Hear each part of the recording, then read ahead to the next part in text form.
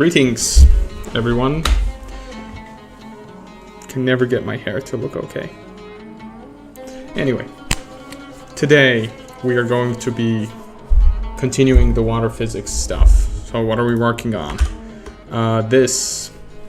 Last stream we implemented water physics using Box2D. Simple buoyancy. We don't need any complex stuff because water is always going to be at the bottom of the screen in this whaling game. And today what we want to do is basically add waves. So in this scene we're going to be creating fake waves in the water so that after these objects come to rest, they sort of move like a sine wave. This will be used to basically fake waves in in the sea. And in this game, you're basically going to be on a boat hunting for whales, and we want the water physics to sort of act accordingly. Okay, so yeah, that's what we're gonna do today. You can see the task here also says that we got to do this. One thing, I gotta fix the lighting real quick.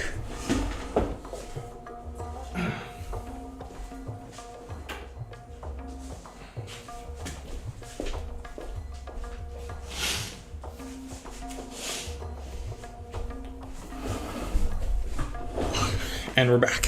Okay, so that's what we have right now. My face is still a bit too overexposed.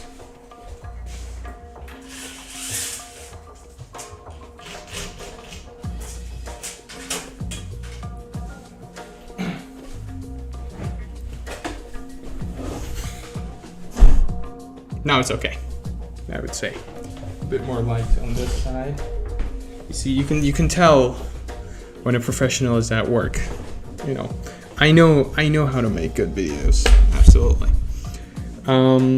Anyway, so here's what we're doing today. We go here. Okay, so let's start off with right. So what we want is in the second scene.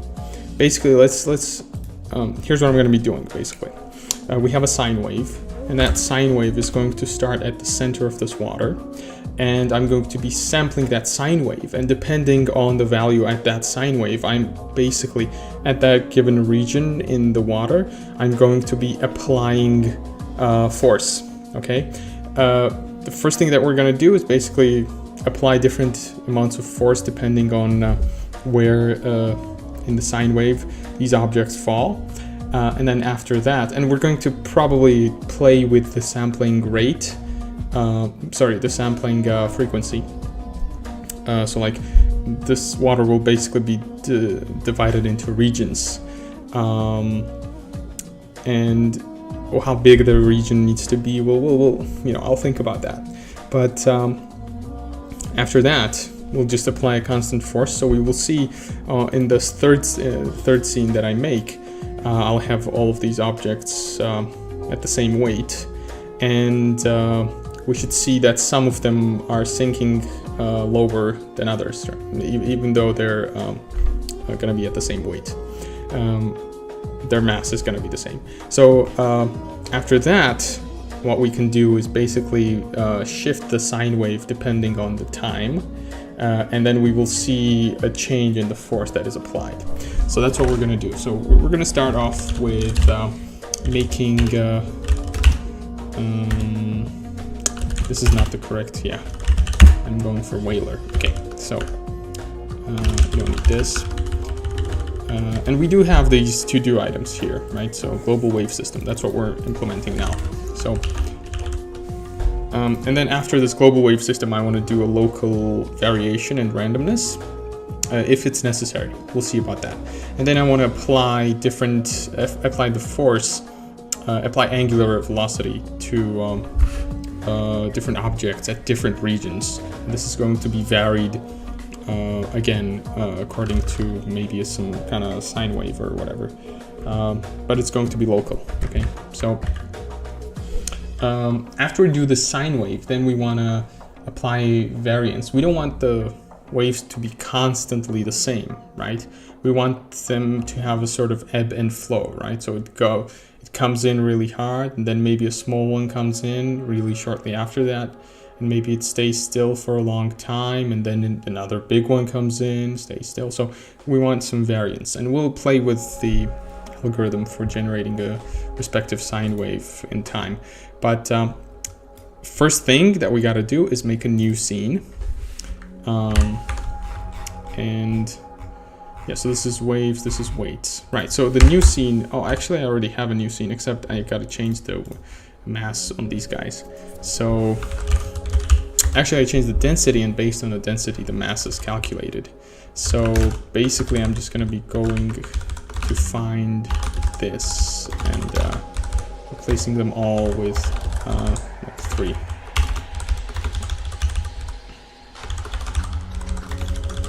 Okay, there we go. So now they're all the same. Okay. And they sync.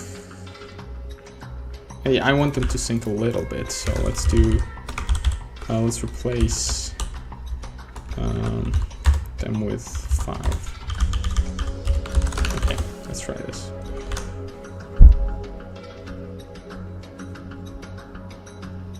Takes a while for them to come to rest. Yeah, okay. Yeah, this is good. Okay, so we have the scene.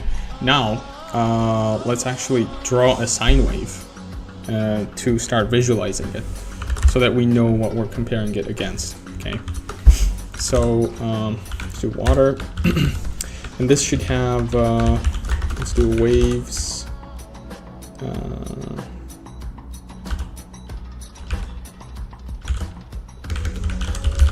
Wave function, okay. This is gonna be nil by default, and maybe in the third scene, we'll do wave function math sine, maybe. Actually, we don't, yeah, so we'll do waves true. Okay, we'll just do this, and we'll have the wave function configuration in a different way. By default, it's going to be false. Okay, and as we update it, we're going to do if waves, then we'll generate waves. Right? So this is applying constant force.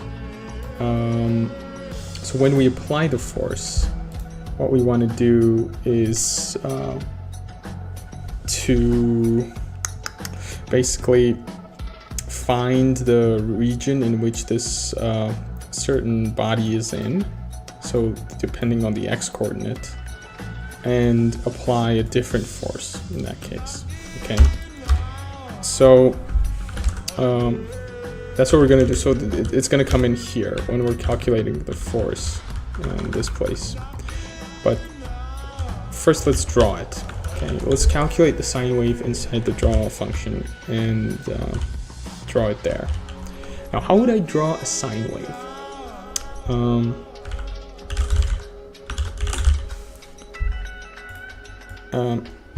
This is what a sine wave looks like. Okay, y equals sine of x. Okay, it kind of looks like waves, right? Yeah.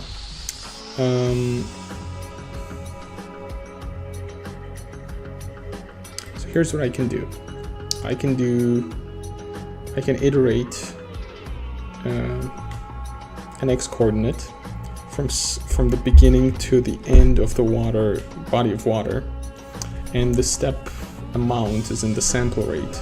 Can be like well, the sample rate has to be much smaller than 1 or 2, and well, let's make it make the sample rate 1 per pixel. So basically, what I have to do is sample it at different rates, and then put a point on the screen. So that's what I'm going to do in the draw function, right? So I'll do this for debug. Great. So we'll do draw sine wave. So let's do for x is equal to start x. Let's do it here. Draw wave. Okay. And x and y. Okay. So these are the center points. So that we only call get position once. Okay. So self draw wave. This is going to be x and y. Great.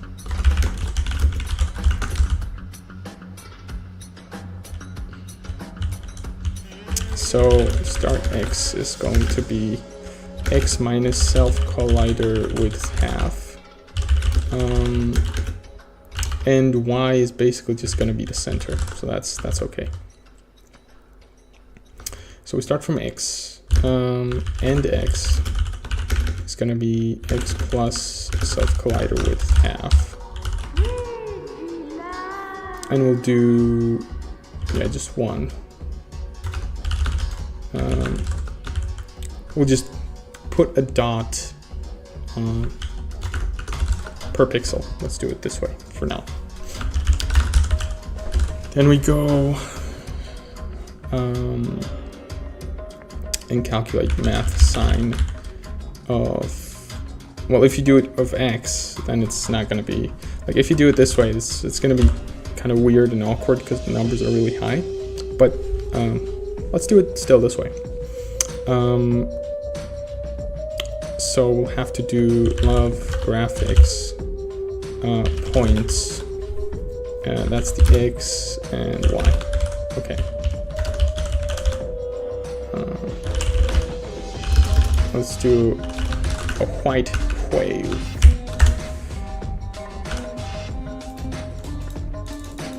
Right. Doesn't seem to be doing anything. Let me see.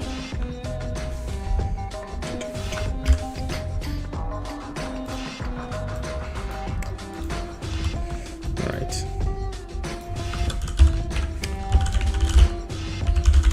Points x, y, x, y.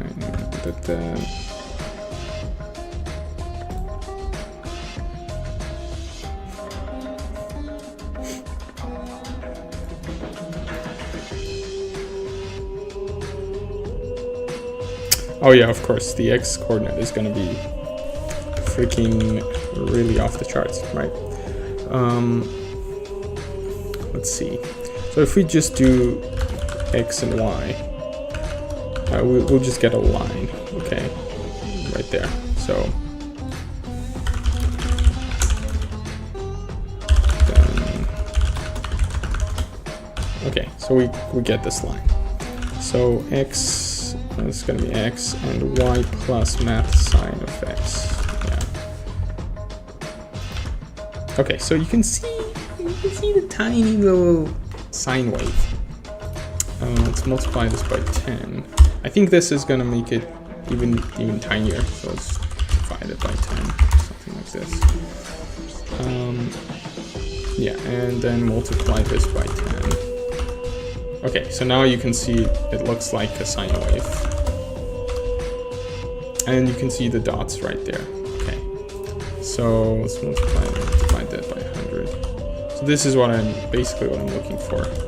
Let's do 50. It's gonna be 80. Yeah. So yeah, this is what I was looking for. Great.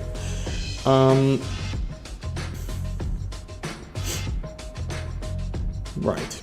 So if I position this water in some other place, will this follow correctly?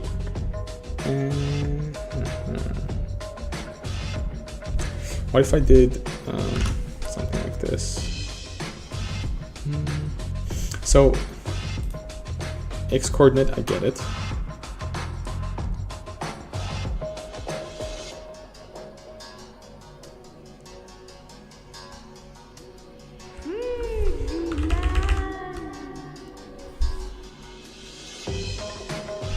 here's what I want.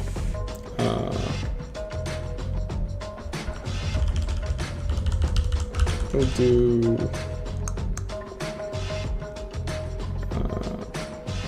px. Okay, this is going to be x minus px.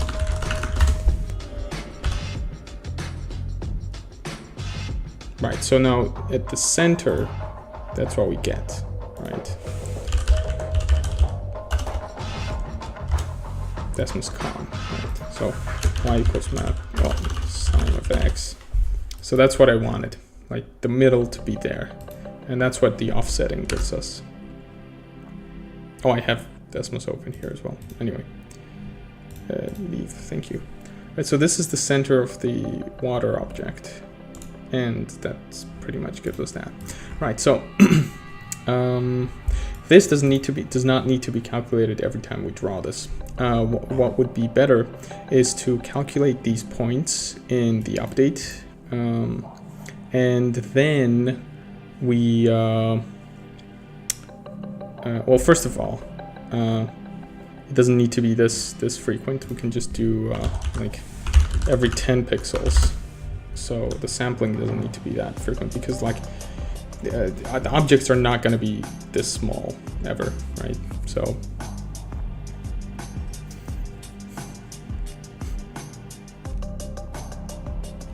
heck, even I can probably even do like 50.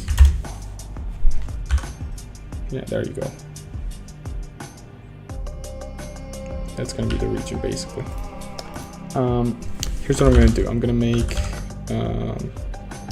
globals. I don't have globals. Main Lua has stuff. Okay, so I'll just take this and I'll just do acquire globals. Okay. I'll actually do.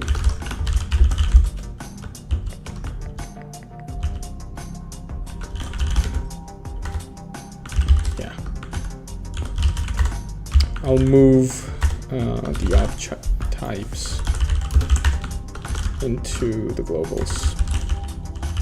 Okay, and this, what we want is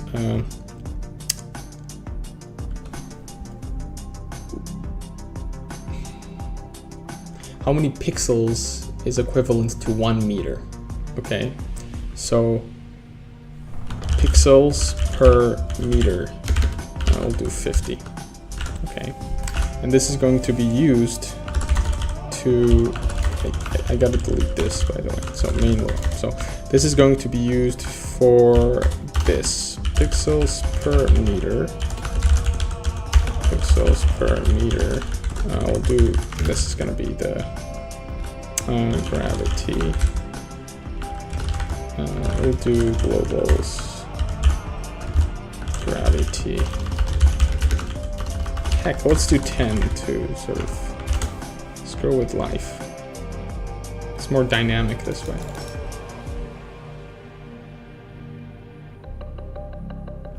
No, actually no. I had this stuff calculated at 9.81, so we'll do that. Right, so that's that. Now, yeah, so we're drawing the sine wave. We're sampling it at different rates. So now, what we want to do is actually calculate that stuff in the update function, and then draw those things in the draw function. Okay, so if waves, draw wave, those are the starts, and here's what we're going to do. We'll do, oh, actually, we don't even need to do a for loop. We'll just do LG points, and this is going to be self wave points. Okay. So how are we going to do this? Each point is basically the center of that force there, and it's going to apply a different amount of force based on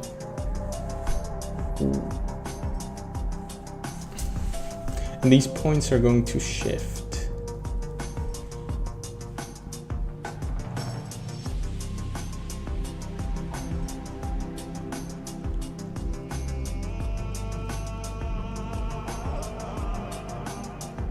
Oh, actually, let's just calculate them this way. Right. And then I'll think about this stuff later. So if waves, then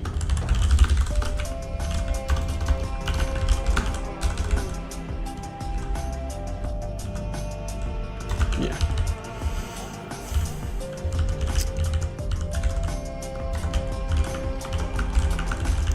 If we have waves,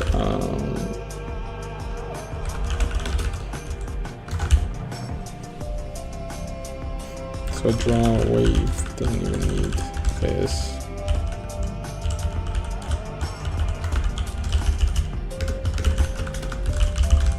Right. And yeah, we don't need this anymore. We'll take this and do this.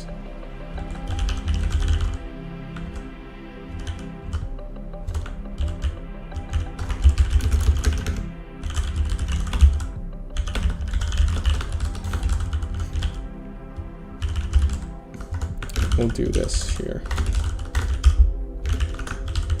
So we start there.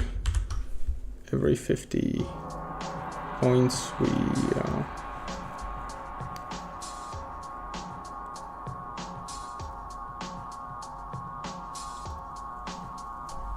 so we insert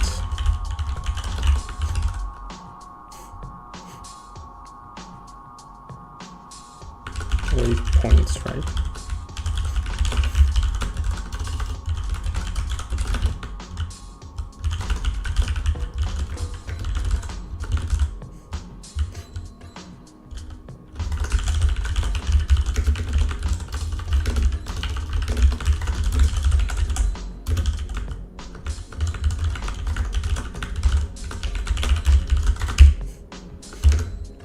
I'm going to insert the point, and then I'm going to insert the y coordinate.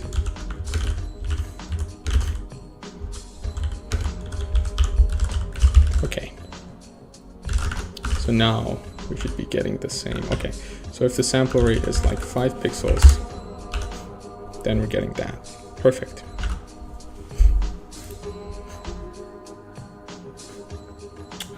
Except what we should be doing is resetting this.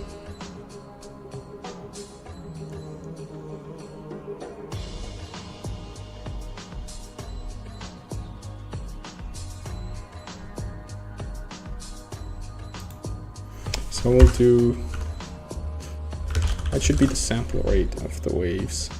So let me think for a second here.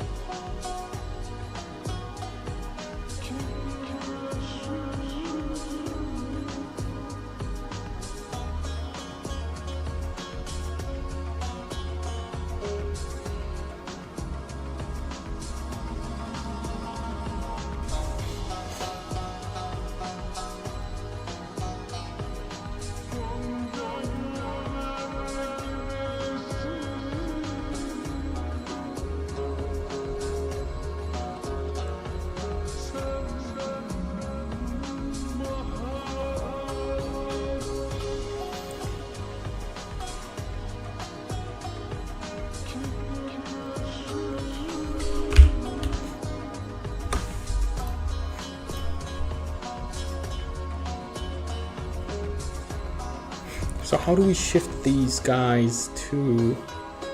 So what I want to do here basically is when we calculate the force, we'll do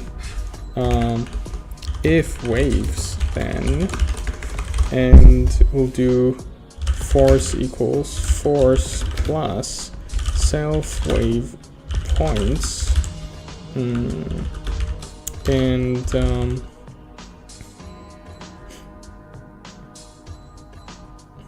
what should the index be, right? We should be able to, yeah, okay, so how about we have a function get wave at point, wave force at point, and the point should be, we should give it an interval.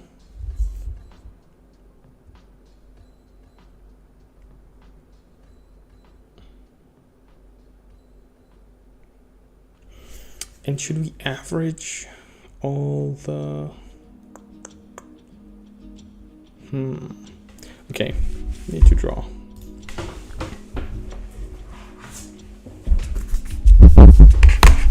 I must draw.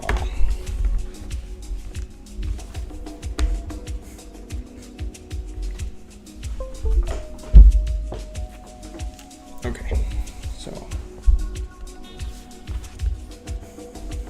we have our, come on. Damn. We'll do this. And this. Okay. Okay, so we have our water. I cannot draw a straight line. Yeah, this is okay. And we have a bunch of points here. Here, here, here, here. Okay. Okay, something like this. We have a small crate here, and we have a large, I don't know, thing here. Okay, so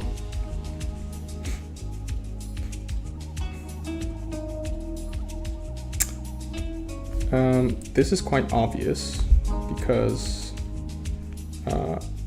so in this case, we can simply apply the force. Well, if we have another crate here, here we will apply more force. Here we will apply less force. And so this guy would end up, you know, moving up, okay? So if this is the center line of the sine wave, you see this is the amount of, so the force would be proportional to this, okay? This is the amount of force we would be applying. And actually this would be blue. Let's do that blue here. This is blue, blue, blue. And then this is again red.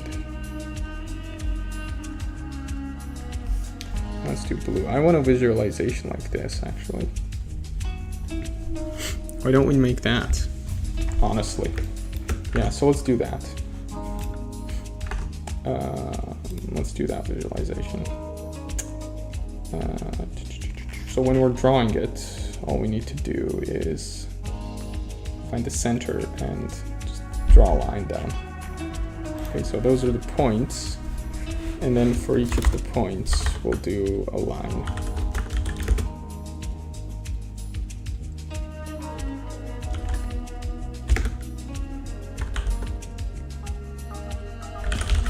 Wave points, do, and so if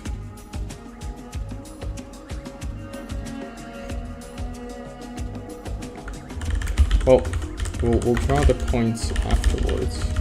But before then, we'll do so draw points is going to be draw force vectors. Okay, so if the x coordinate,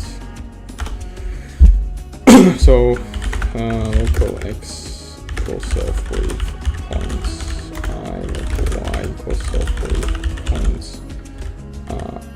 I plus 1. So if y is more than, yeah, so we do need x and y here. X and y, do this like that. Oop, yeah. Okay, so if y is more than, we'll do water x, water y. Y is more than water y, then, oh, actually, here's a better idea. So LG set color. So the amount of red. So we'll calculate normalized difference from the water. So we'll do self-collider height.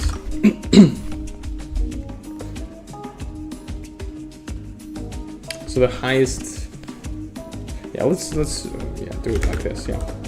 So water y minus y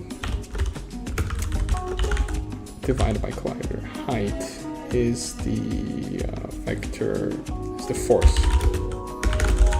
And we're gonna do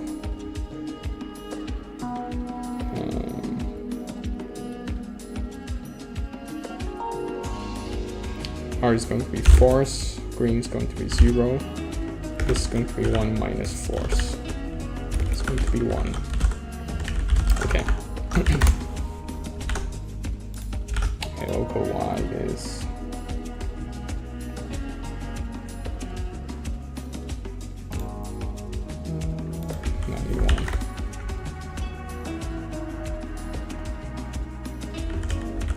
oh my god, my bad. So not really. Oh yeah, we are setting the color, we're not actually drawing the line. Lines. Is it lines? Line. There is no lines, okay. Draw a polyline.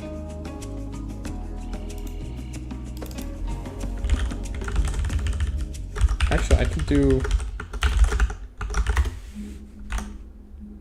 Yo, look at that. That's pretty rad. But I don't want line. I want it to be points, because that is more accurate. And we want line, so start is going to be x and y, end is going to be x and water y. Boom! So this is what we get, but it's like lagging really hard. I don't get why.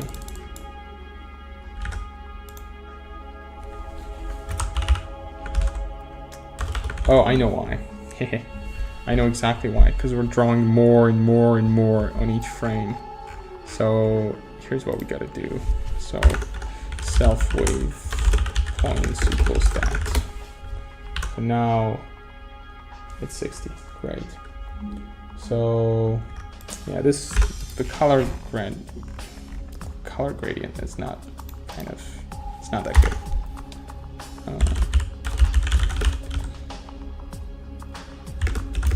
Let me try this. Printf, no, I just want print.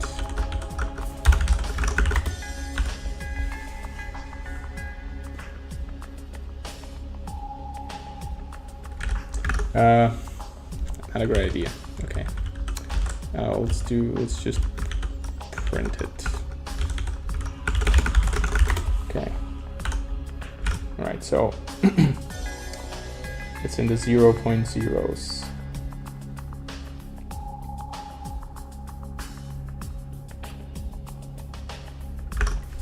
So let me see.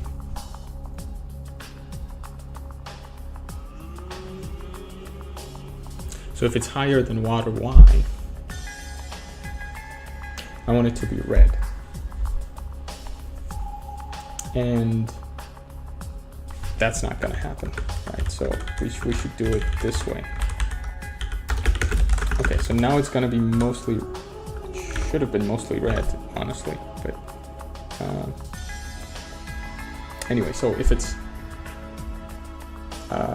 lower than water y, then that minus water y. So if it's lower than water y, I want f to be positive, okay? So really, this was correct. Yeah. So water y is lower than this. This point is higher, and we subtract that. That means we subtract from water y, we get the distance. Divide that by collider height.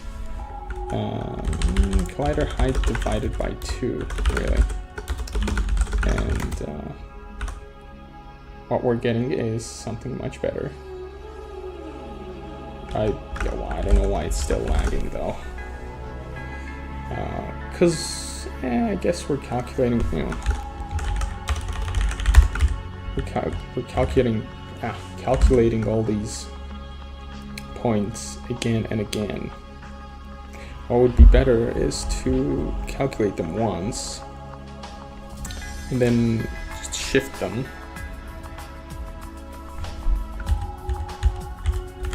I guess. Oh no, we're printing this stuff, that's why it's lagging. Okay, so this looks okay-ish. Let's do red, it has to be higher.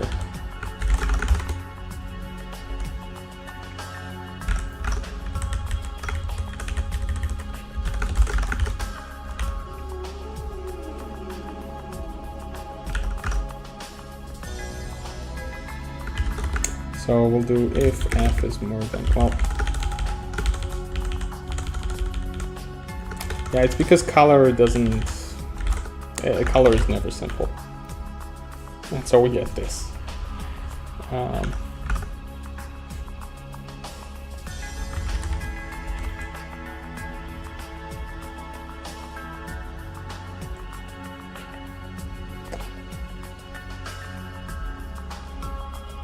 So we'll do if f is more than 0, then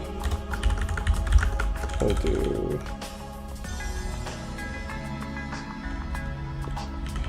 so 0.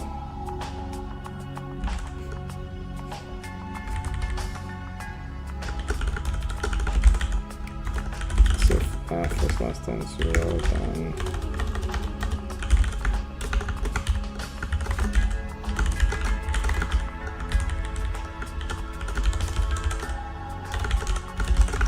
okay.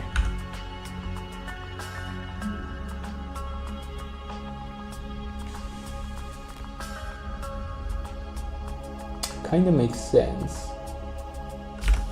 but the colors are completely off. So, yeah.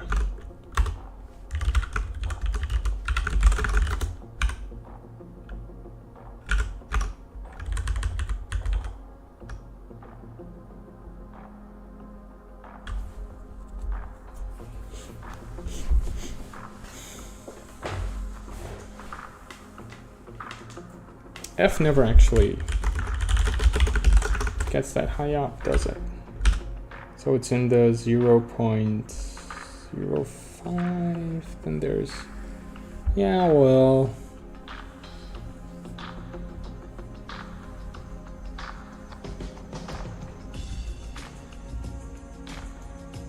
okay, we'll do something like this. When we're making the points, so this is the frequency, this is the amplitude. Okay, so max wave amplitude is going to be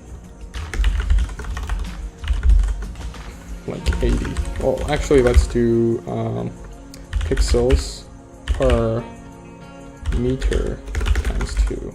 Okay, is going to be max with amplitude.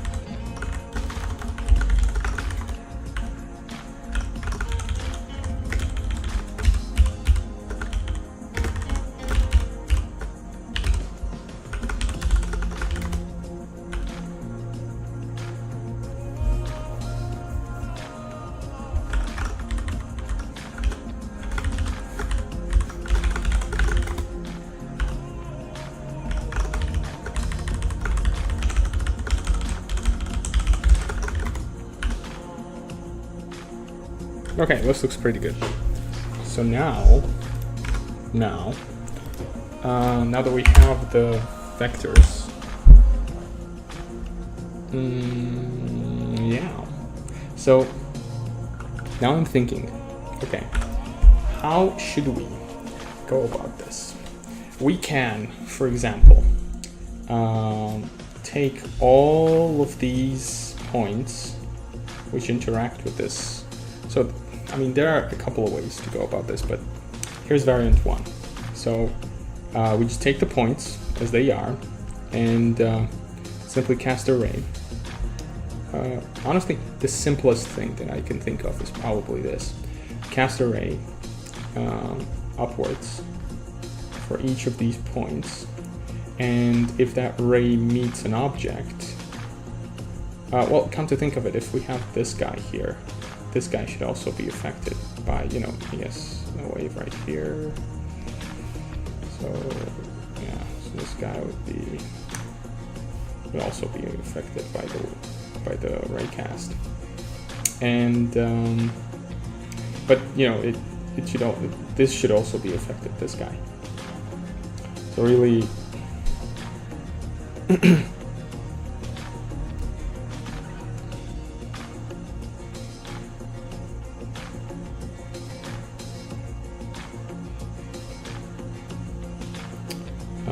yeah, so what I was saying, cast array, and at whichever point we collide, well, this has to be done for each and every colliding object, obviously, right? So for this guy, and then for this guy, and for this guy, I guess you have to cast that array.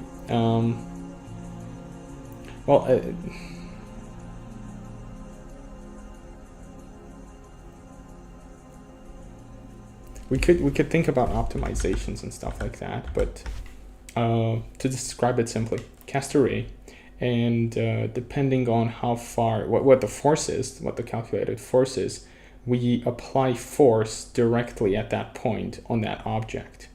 And so what we will get basically is something like if there's this kind of wave, you would find that a box, well, let's just say a plank of wood would basically go like something like this. It's not going to go like this.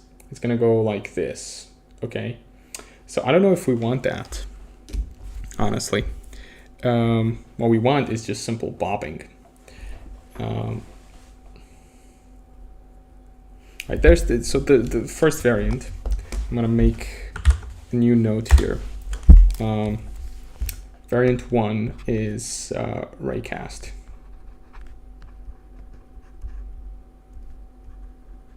Okay, variant number 2, the second solution we can take, is instead of casting any rays, we have, well, we do need to check if a certain object is in a certain place.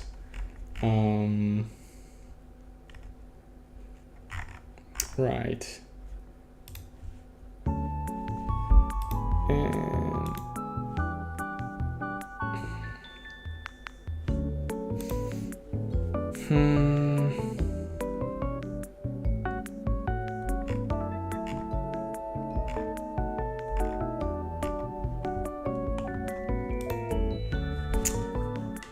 how would I do that?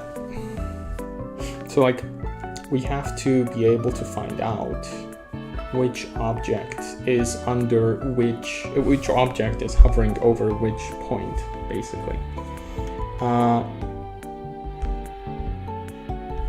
Well, here's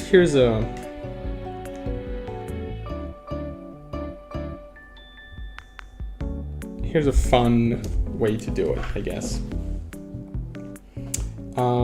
We know that this object has a bounding box here, right?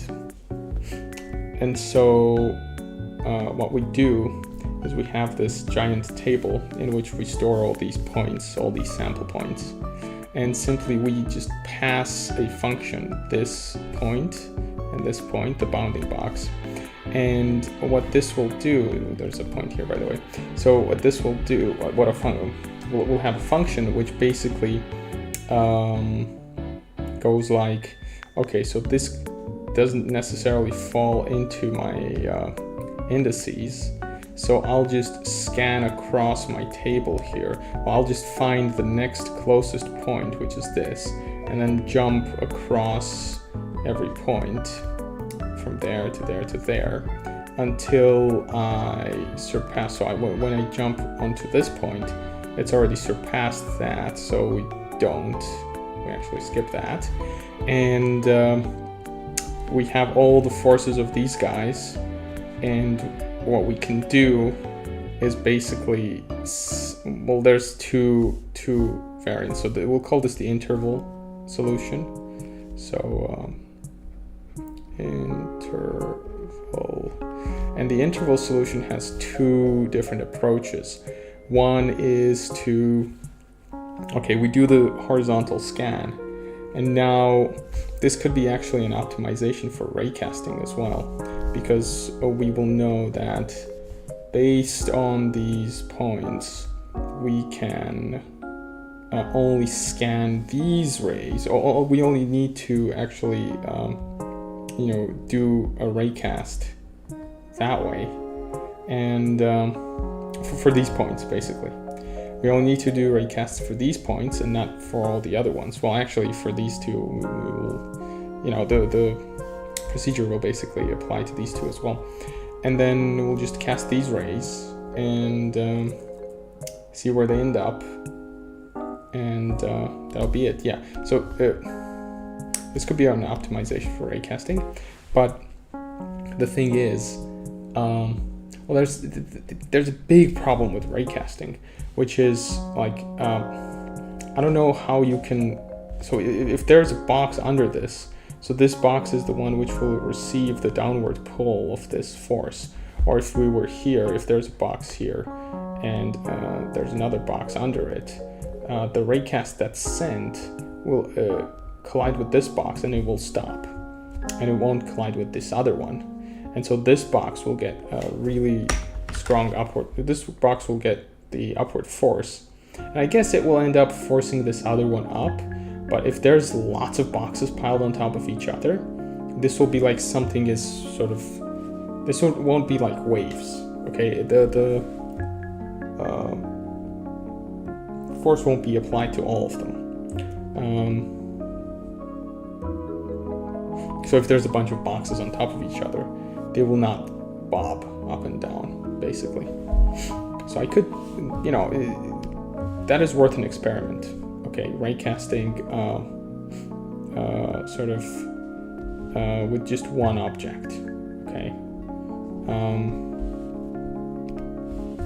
that's one basically.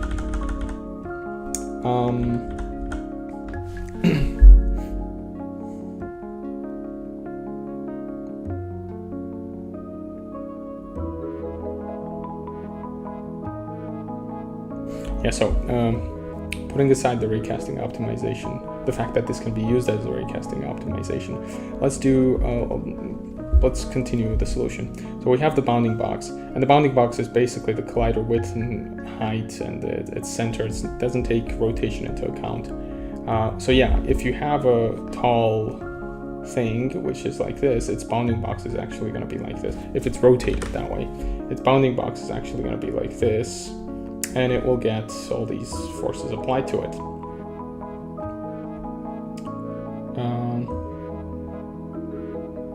And hold on, I think my car might be making noise.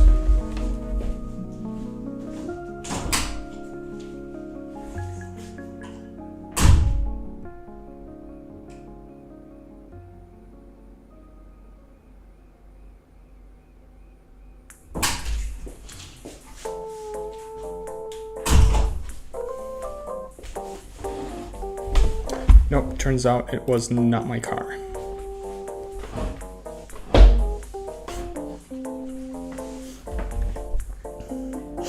Anyway, so where was I? But I'm gonna say for now that's okay. We can fix that later. But you know, the raycasting one actually fixes this, because when you calculate, when you cast a ray and you find the point, actually the raycasting one avoids it completely, because you know you're going to be casting rays. Well, these three rays are going to be cast upwards, right? And only this ray, basically, only this ray will hit it, and these two will not. Okay, and we'll end up applying the correct amount of force. And also, so it has a lot of advantages, right? So it gives us the waviness.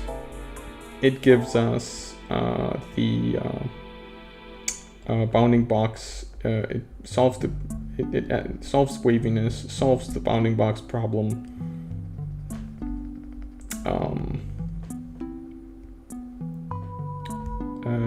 Could be slow, okay.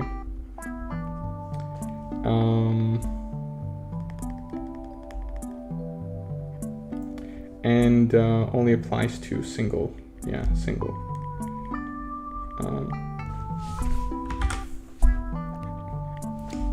objects. So that's not good.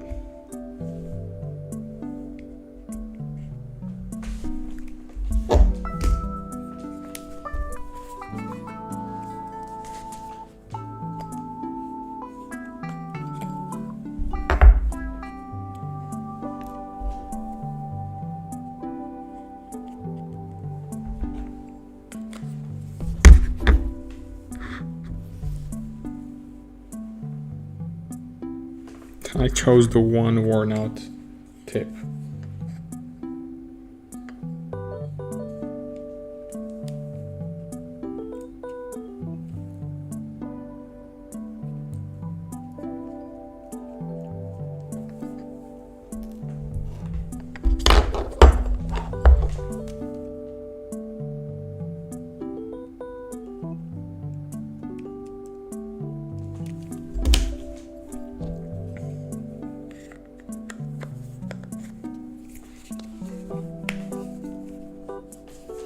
Right, so it's slow and it only applies to a single object.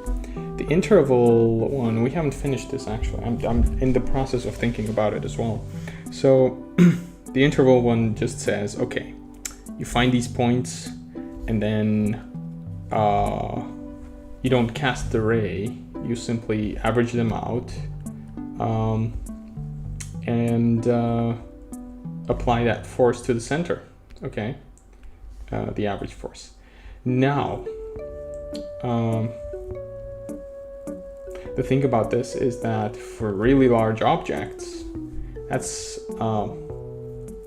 the average is basically going to be 0 mostly for really large ones, and that's not such a big problem.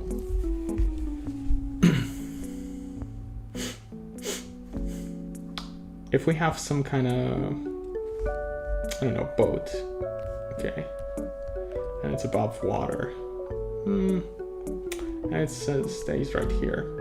We know the size of the collider is something like this. So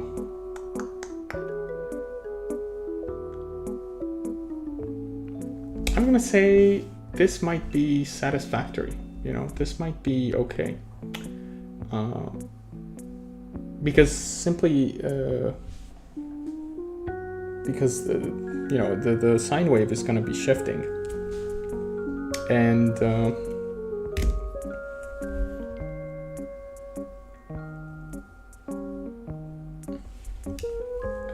so it's okay because the average across time is going to be something like this.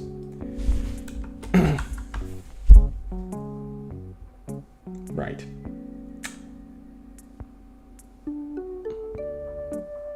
And this is really fast. Okay. So that's with raycasting. So that's the raycasting solution. This interval solution is fast. That's a good thing.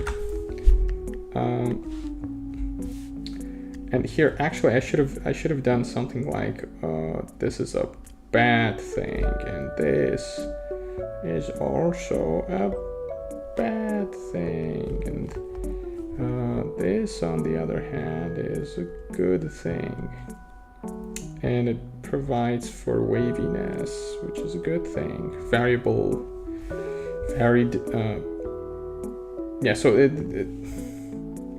this might be so cool that it might end up capsizing a boat in the game based on wave variations. So, it's still worth experimenting, I think. So this is a big plus, that it's a fast thing. Also, let's see. Let me actually check compared to the raycasting thing. Alright, and then raycast, yeah. The ray calls a function with the fixtures that intersect it.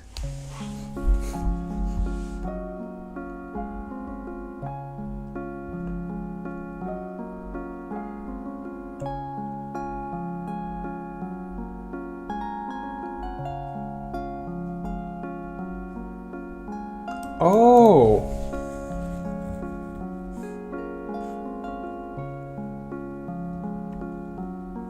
What is the callback? Okay, it takes X position of the intersection point, Y position of the intersection point, surface normal vector of the shape edge.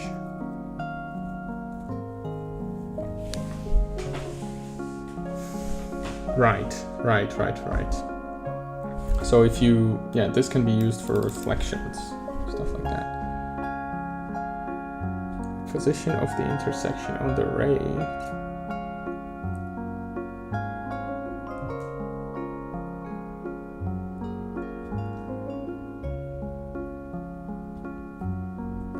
Zero terminates the ray. If the callback function returns, a value of 0 terminates the ray. That's interesting. The callback function returns -1, the instruction as if it didn't happen. So, it doesn't have to be single. So it works with multiple ones as well. So, wow. And this is kind of not that big of a deal. The fact that it's kind of slow. It is slower than the interval.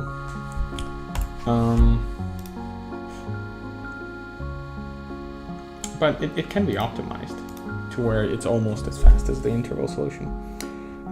So we have exposition of the intersection point, y position, and it returns also the value of the surface normal of the shape edge, okay?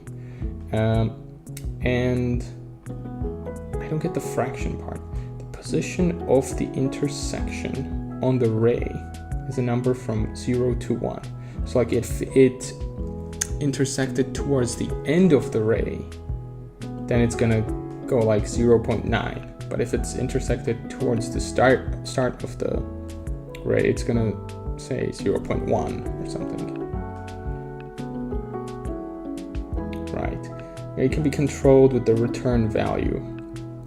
A positive value sets a new ray length where 1 is the default value.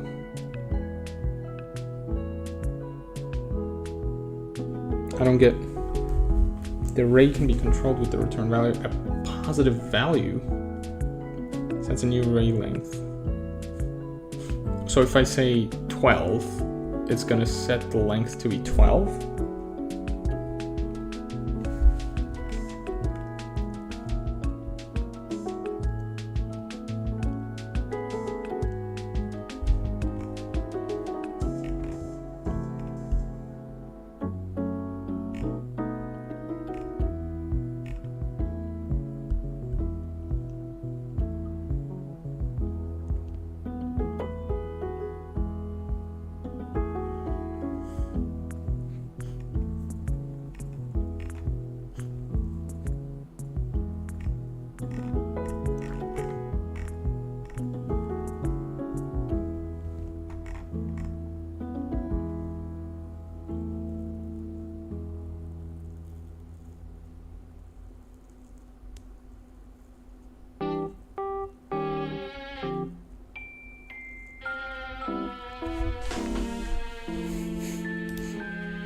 Okay, so the average one, right, so how does the average one work? Well, we're not going to be casting any rays, so that's way faster, actually.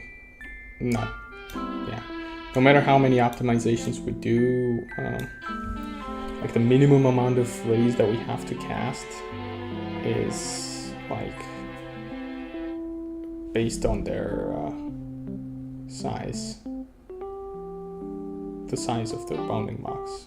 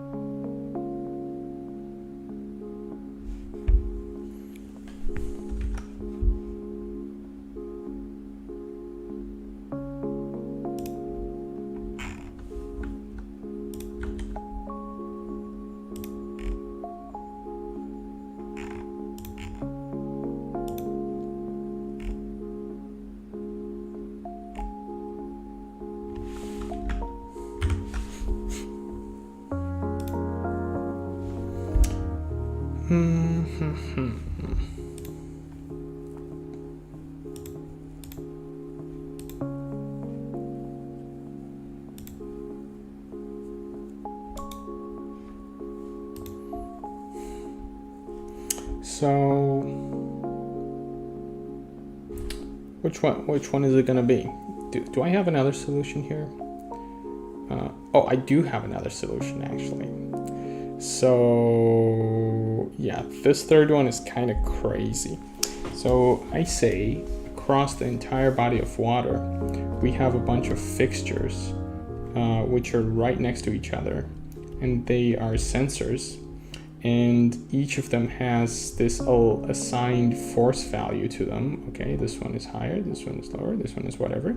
And then what we do basically in the water, so this is basically what we have. We have this body of water. We have a bunch of crates in there, a horizontal one, a small boat, and we have a rectangle here. Well, we'll just color these cyan, okay? We have a rectangle like that. And basically, we have another one right next to it. I'm just drawing it with margins because whatever. And we move these guys, we shift them towards the right or towards the left or whatever, whichever way we want the waves to be.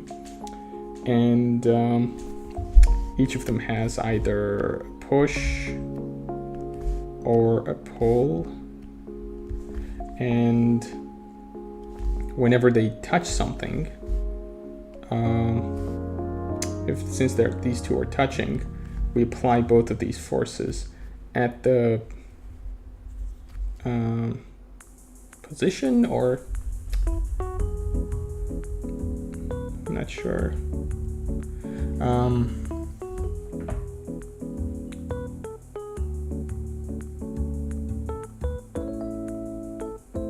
Oh, we just apply the force. Okay, so we just apply it to the center. Okay, and yeah, that way we just move a bunch of fixtures that way, and then after we reach the wavelength, we just pop them back in, and then we go that way. Yeah, so we pop them back in after wavelength.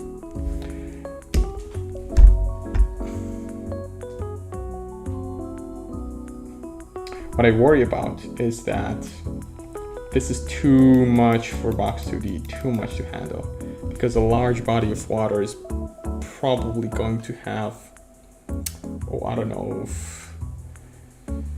hundreds of these. And we don't want hundreds of sensors, because Box2D slows down with this stuff. So yeah, this third one, which is sensors, it's a bad solution, right?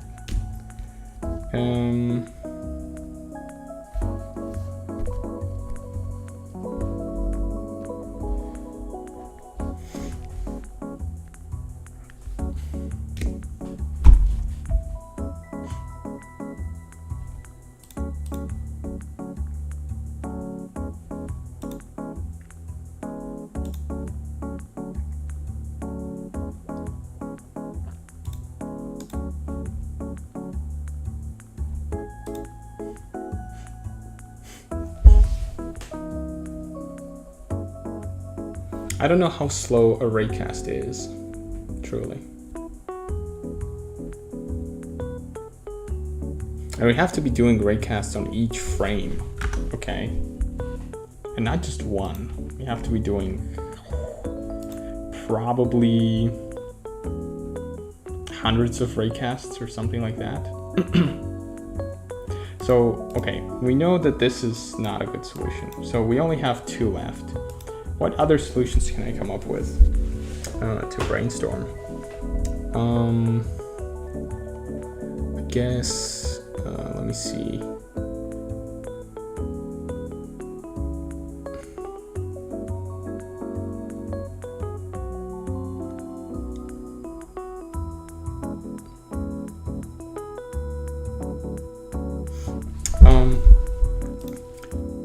Why am I reluctant to implement this over raycasting? Well, because raycasting can exactly apply the force at the given position perfectly. There's also another thing where it's like with raycasting, like if we have an object of this size and you imagine this wave passing, it'll just get lifted up and then drop down and then lift it up again, okay? So the sampling rate has to be much higher. The rate of sampling, the frequency, the distance between the x-coordinate in each point has to be smaller than the smallest object that can end up in the sea.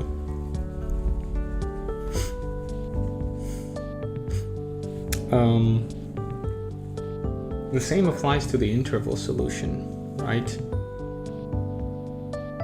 Or does it? I don't think it does. Yeah, it doesn't. Because what we can do simply is interpolate, okay? So, yeah, we can interpolate. Oh, that's very nice. So we don't have the disadvantage of small, so like the frequency could be low. And we can do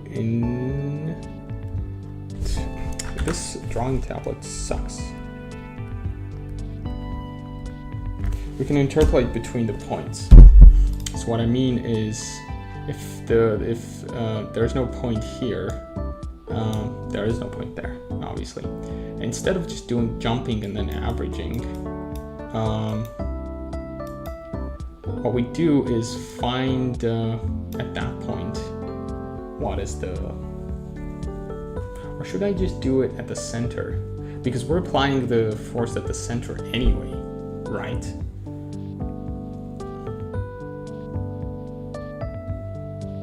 So what we could try is just find at the center where on the line that is, and this would be interpolated like so. Should we do linear? Yeah, we'll do linear interpolation. We don't need to actually cast a sine wave or something. So anyway, we don't need to actually run the sine function each time. Or do we?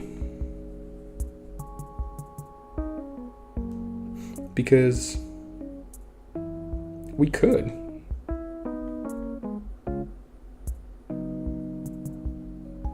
So how many times would that be? So this is the fastest solution that I've come up with now.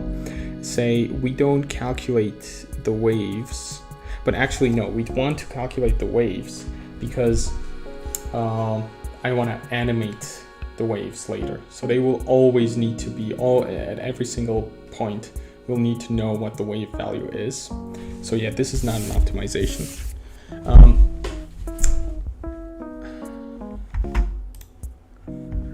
So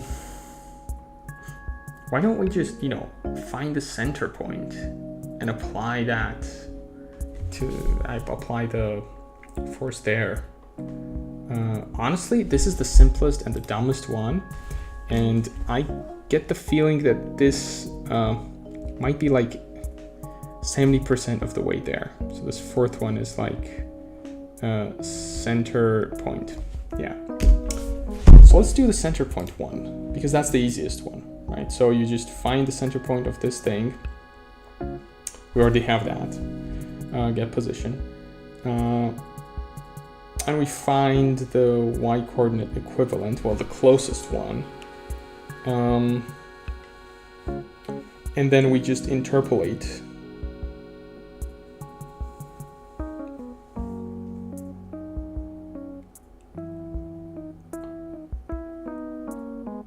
And we return the force value. Yeah. So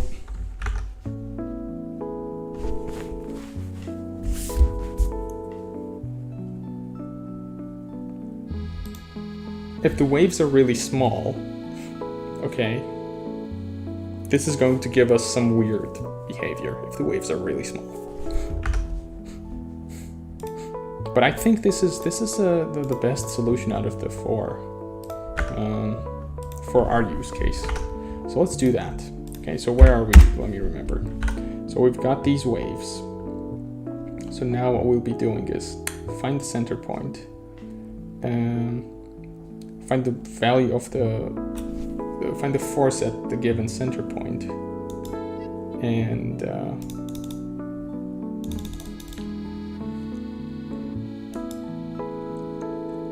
apply that much force.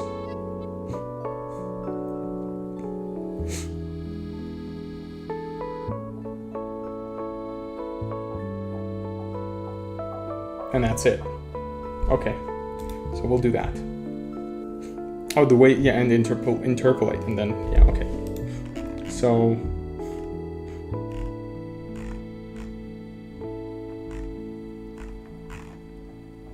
Here, a better solution would be not to recreate this, but to set the values in wave points one by one. And you know, we'll do that. But yeah, so we've got the position, okay, and we'll do self get wave force at point, okay, OX, OY. And what this function is going to do, let me put this aside. So we'll do function for get wave force at point. Okay. We have our wave points, right? So these wave points, how many of them are there? So we have to be able to map the index of the wave point to a position. Okay, and the way we can do that is well, when we generate this stuff.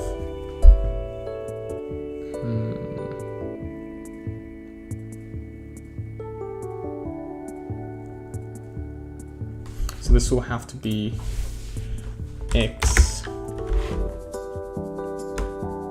mod self wave sample frequency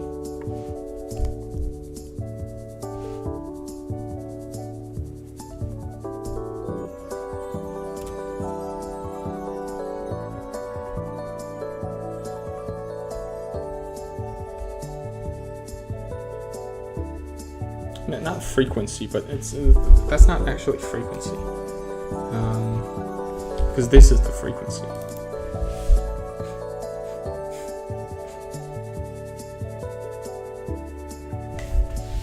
Well, no, actually, that's the sample frequency. Okay, the max wave. I'll do.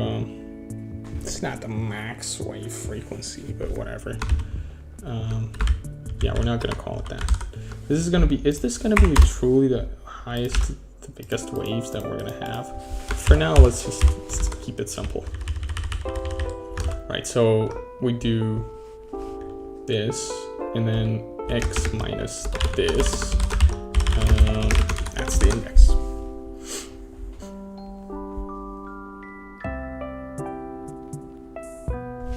And we'll do map plan this one and self away points.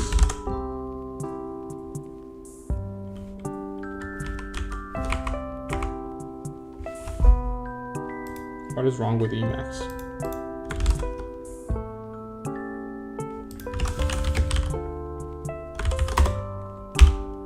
There we go. So, yeah, that's the index at the center point.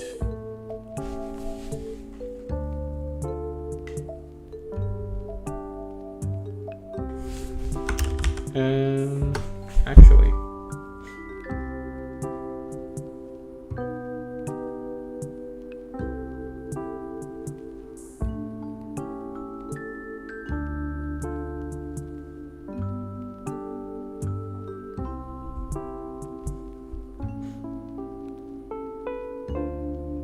oh, and to linearly interpolate between these two values, we just average them out. I'm getting a call. Be right back.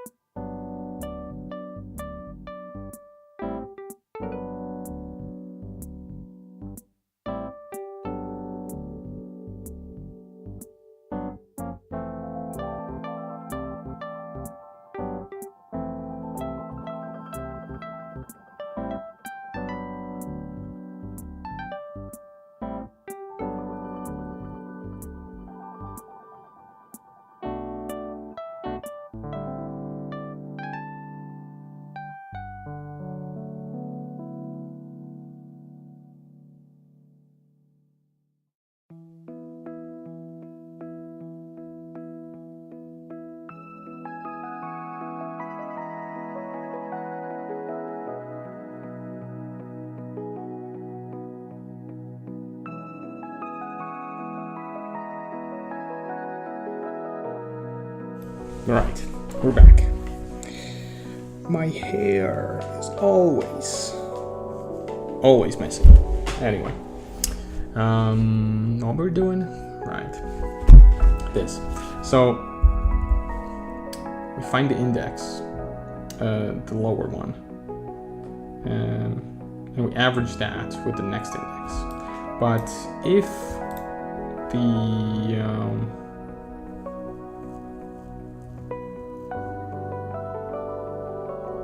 this value is equal to the index itself, then the second value is, yeah, so if, let's do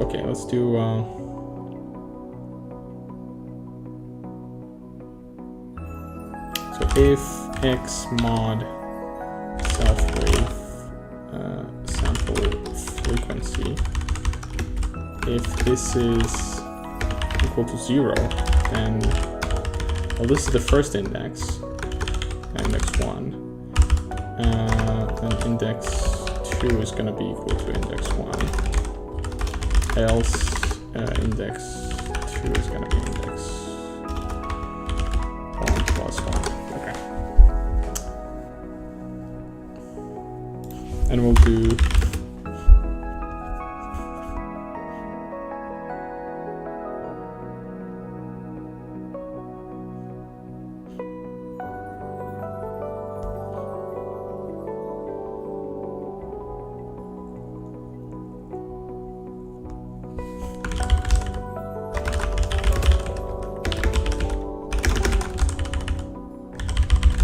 yeah, something like this.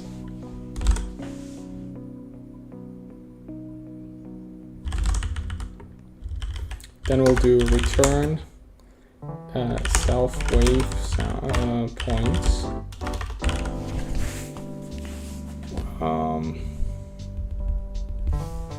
IDX1. So to get the force function water, get force by wave y. We return, if equals this. Okay, so we'll do something like that. So we have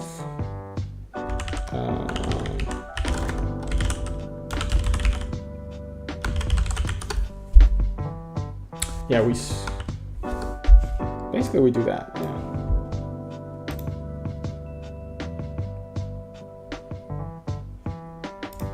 Water one, so that we don't call so much stuff.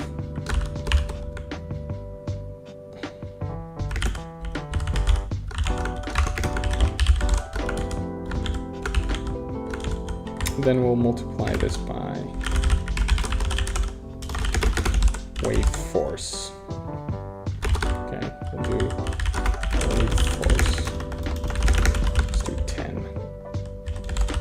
So this F is going to be self get wave force by y.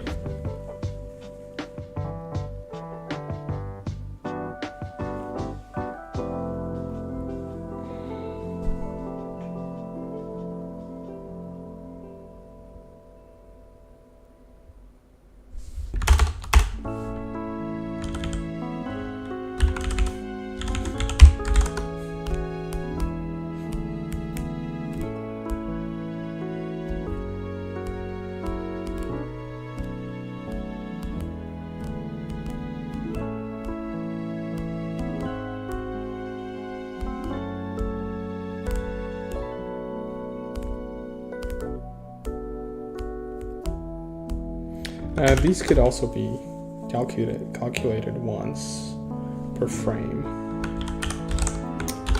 Get wave. Yeah, so we'll do get wave force.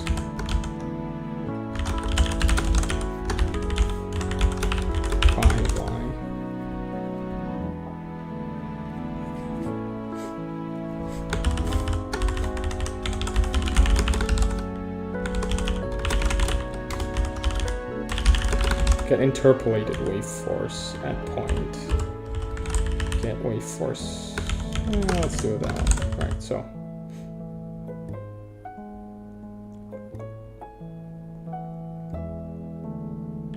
Yeah, and here we'll do.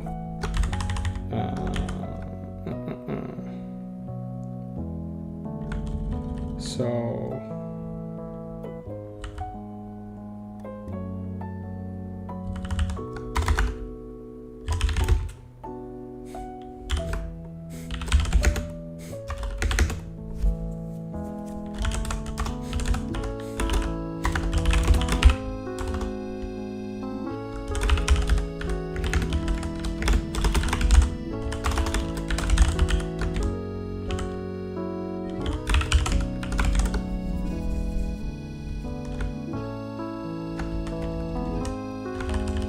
So the local line 1 is wave points x1 times 2.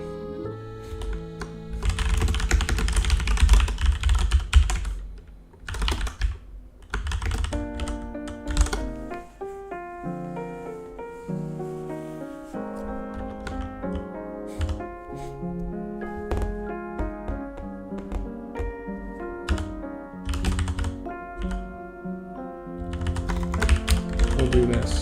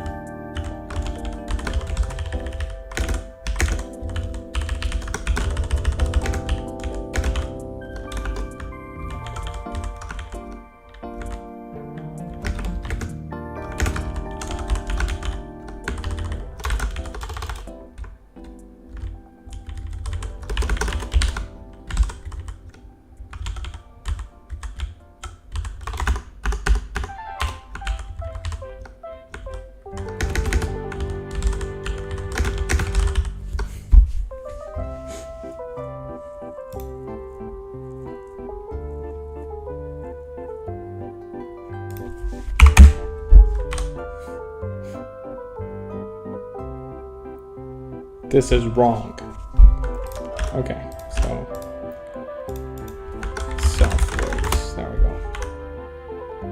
I knew that would happen. Right, so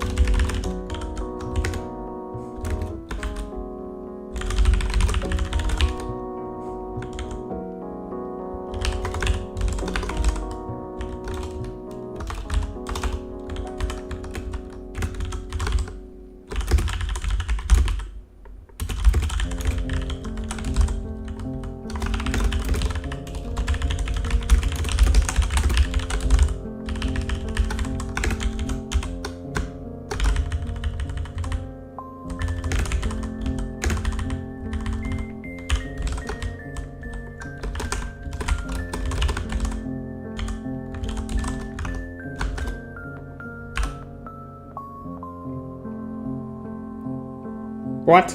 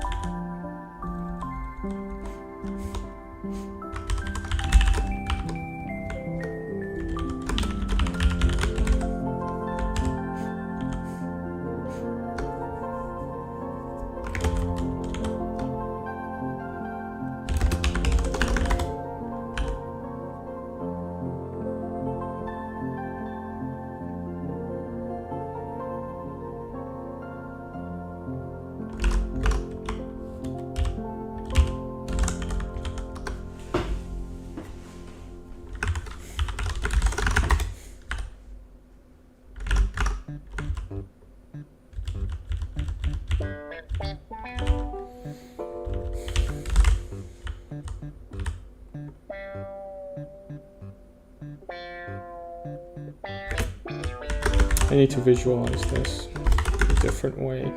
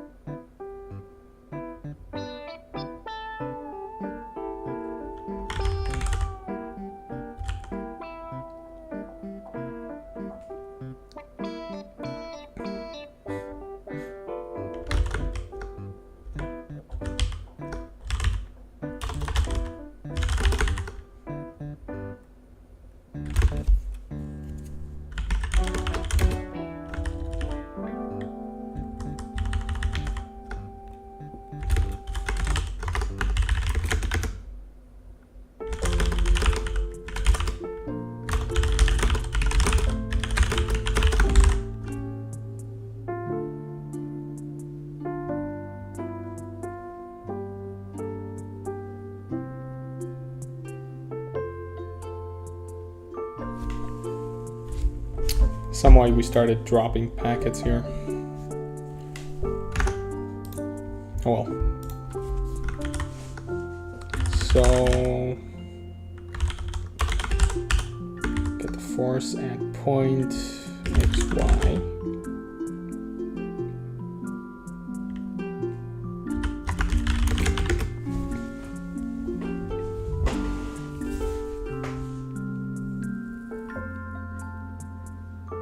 Actually, the second y doesn't matter.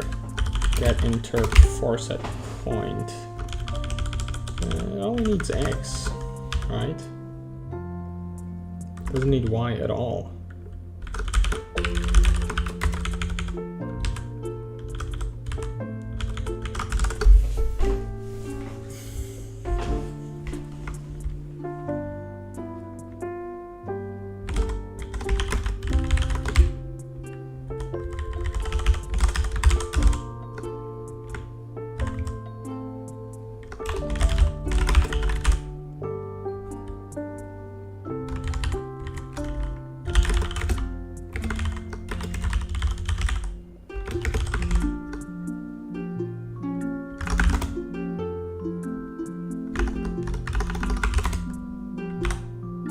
Oh boy, that's not fun.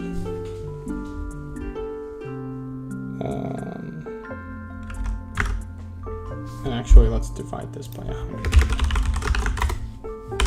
Damn it. 100 is too much. 30. Still too much. Okay, now this makes sense. So, well, first of all, these forces aren't even being applied to begin with. Now, yeah, I don't like this. I don't like this at all. So, what can we do about this? Is the visualization correct, first of all? Yeah, let's do...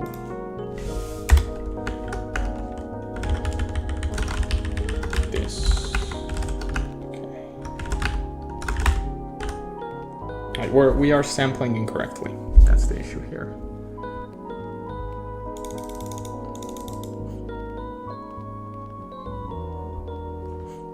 Right.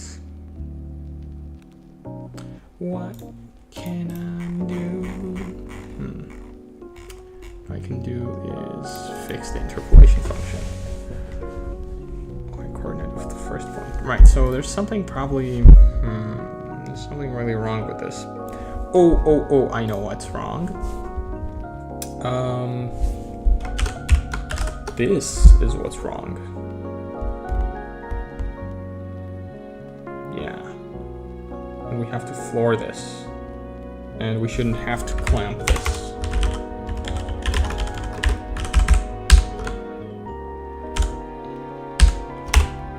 Boom. So this should give us slightly more accurate results.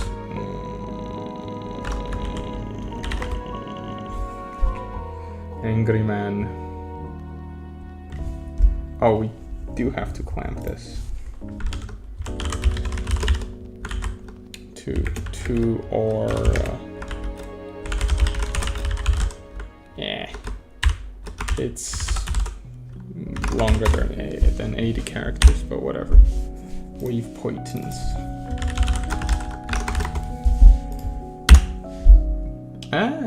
We're getting somewhere. We're getting somewhere. So this has to be divided by 2 as well. And we do math floor. Right there.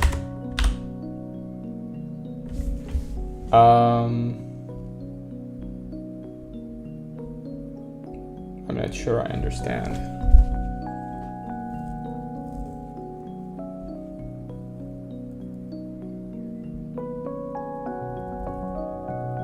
Okay, I can see the sine wave that's following. Then this is a breakdown. Complete. Ugh.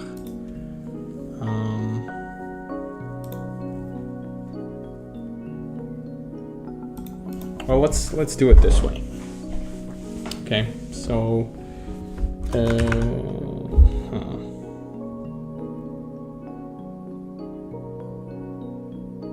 so we have that X point. This will have to be so self.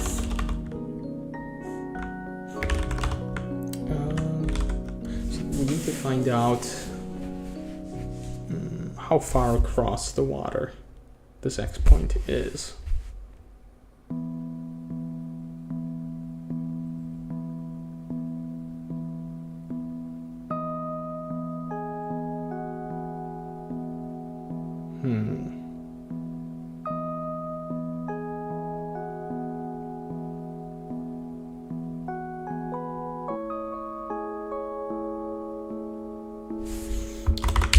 It's because the points are arranged in this stupid manner.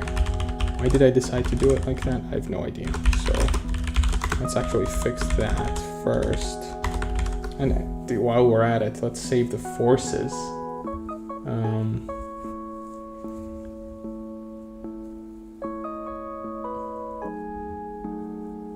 Or should the forces be calculated on demand? Yeah, let's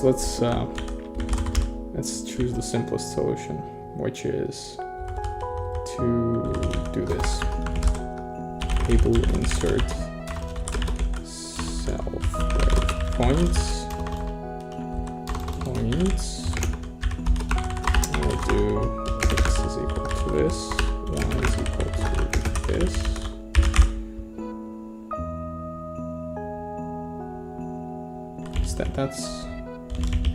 That's correct. Okay. So now whenever we use waypoints, what's up, friendo? No, that's not it. That is it. Okay. Waypoints. Whenever we use this, we have to. No, we can't do this anymore. We'll have to do a for loop. Well, we'll do like for each point in self wave points.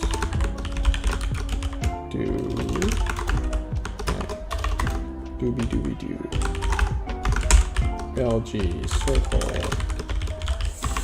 fill px py, and let's do a radius of 2. Why don't we?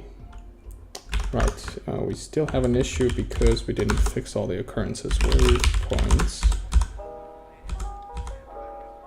Yep, there we go. So we're getting there. So this is the index. We don't need to divide by 2 or do any magic anymore.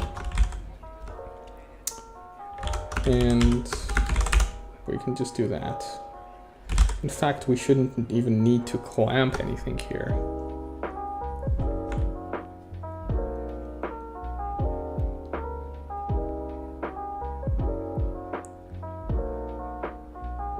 Or, oh, we could do, yeah, I have a trick here. We can, instead of clamping, just tile the index. Yeah, we'll do that later.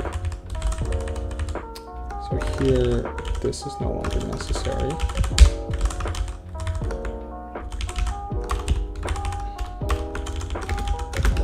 Right. So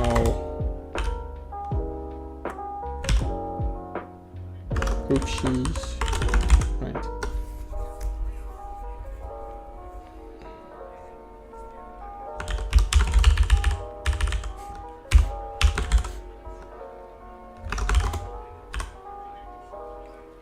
Okay, now we're back to square one.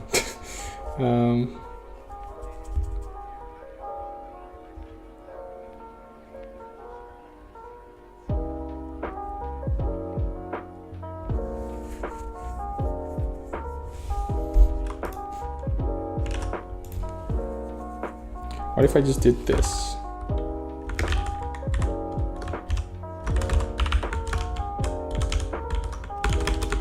What if I just did this and did not average it out? Okay, fair enough.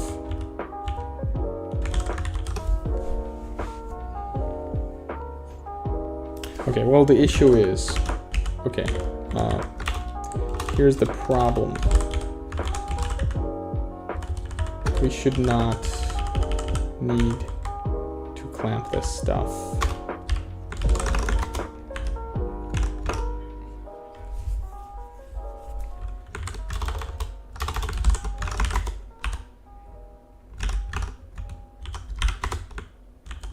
Yeah, because IDX is out of bounds. 0. Ha!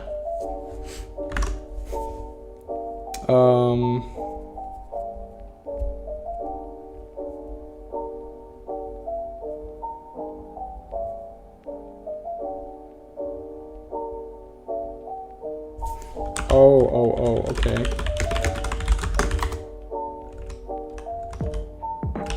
Okay, now we go 161.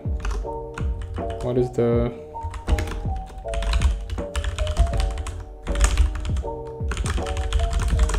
What's the size of that thing?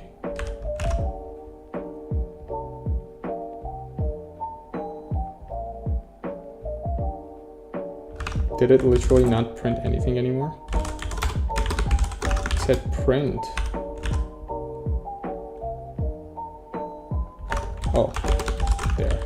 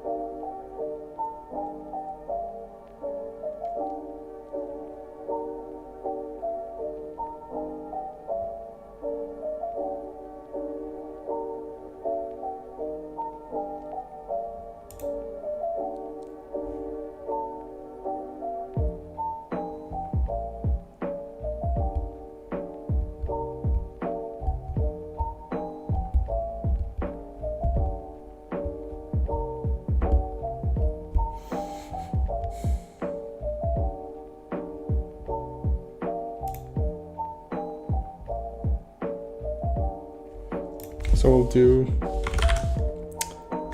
engine table.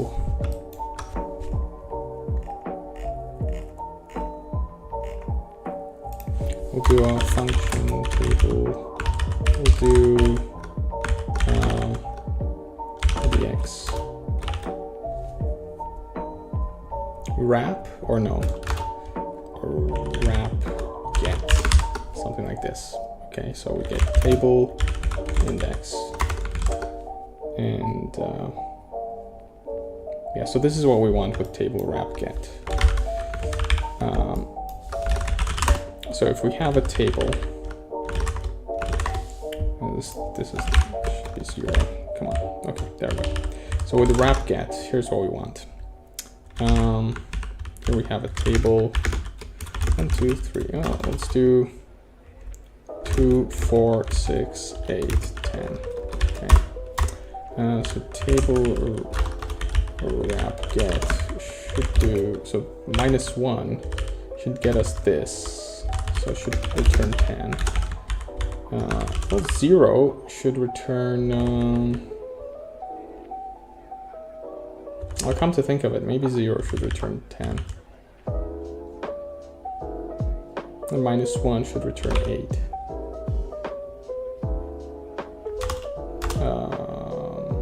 Yeah, okay, 0 returns 10. Yeah, let's do it that way. -1 returns 8. Then -2 returns 6, but that's -3, this is -4. Okay, makes sense. Table wrap get, like, this is 1, 2, 3, 4, 5, so 6 should return a 2, right? And a 7 should return 4. See what I'm getting at? So it's gonna go through and then wrap it around. Okay, that's what I want. So I'm just gonna do a quick and dirty genius thing here. I'm gonna do this local.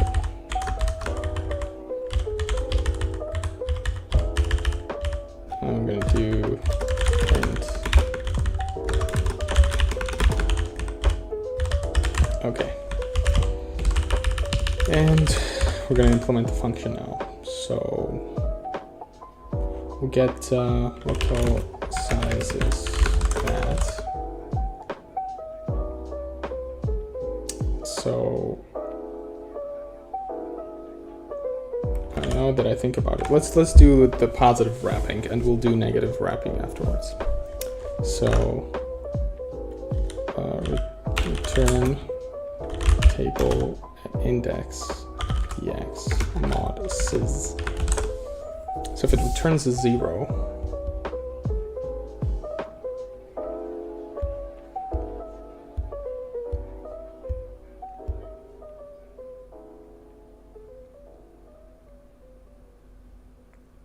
so if we have 1, 2, 3, or 4, then this works. If we have 5, then this no longer works. If we do size +1, we'll do 1, 2, 3, 4, 5. That works. When we input 6, it's going to subtract 5 from that. It's going to return 2. When we do 7, it's going to return a 4. So that works in the positive direction. Now, does that work in the negative direction? Let me actually try this. So we'll do, well, actually for 0, it's not gonna work that way, right?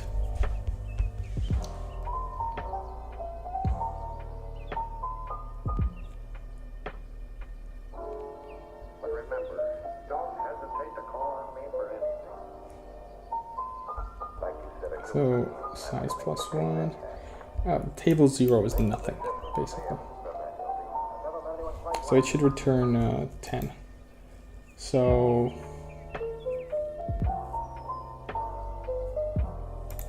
if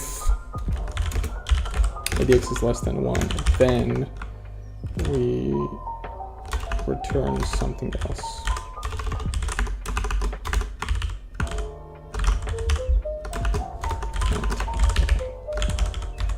So this is going to be size minus idx, something like this. So we'll do, if it's 0, this will return 1 sec.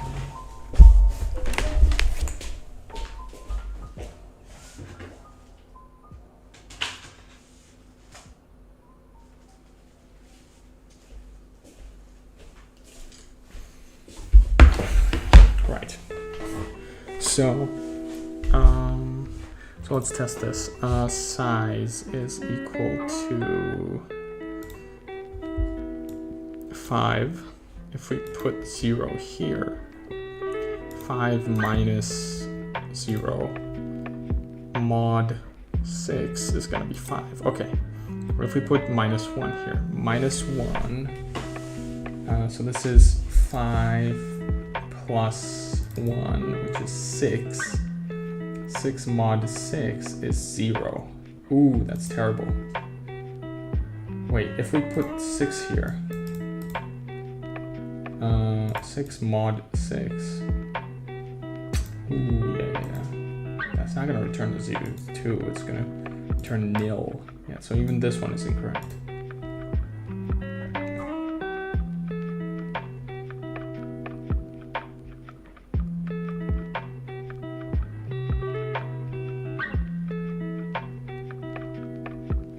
How about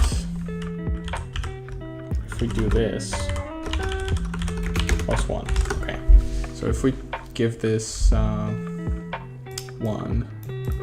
then it will return 1 mod the size plus 1. This will return 2, yeah, that's wrong. That is very wrong. And so in general this, let's do local and I equals 0 and 1 or I. Okay, that's what we're going to return in this case. But what if it equals 1? Yeah, so like if we give it 6, it's going to return a 0. So we'll bump that up to 1. If we give it 7, it's going to return 7 mod 6, which is a 1.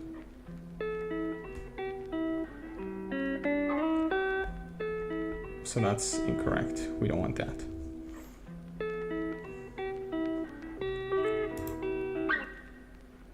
Okay, well, something like this. If size, well, if idx is more than size, then we return. How about if it goes over? How about very simply, if it goes over, then we do idx size and then this plus 1. So if it goes over size, so if it's 6, then we mod. Yeah, actually just that. Yeah. So if it's 6, then yeah. If it's 7, then we return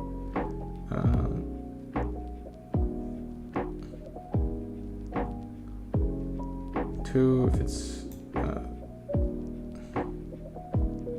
8, then we return the third one. If it's 9, then we return the fourth one. If it's 10 mod 5 is 0.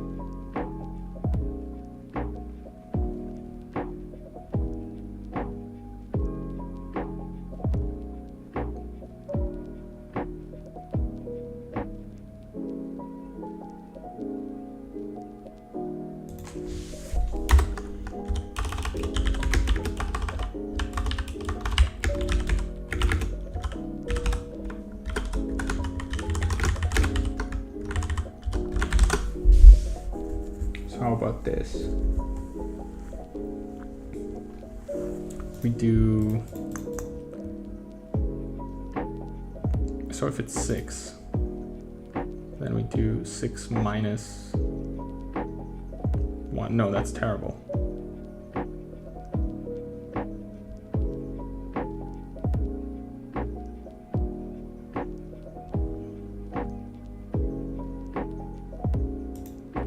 We'll do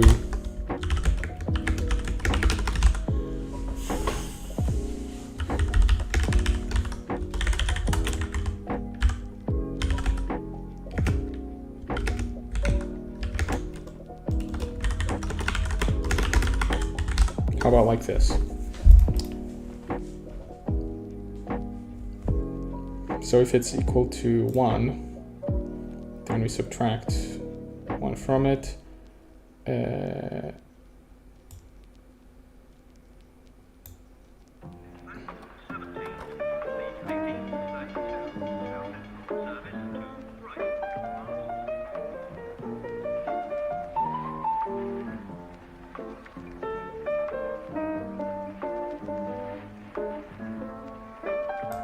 Why am I having so much trouble coming up with this function here?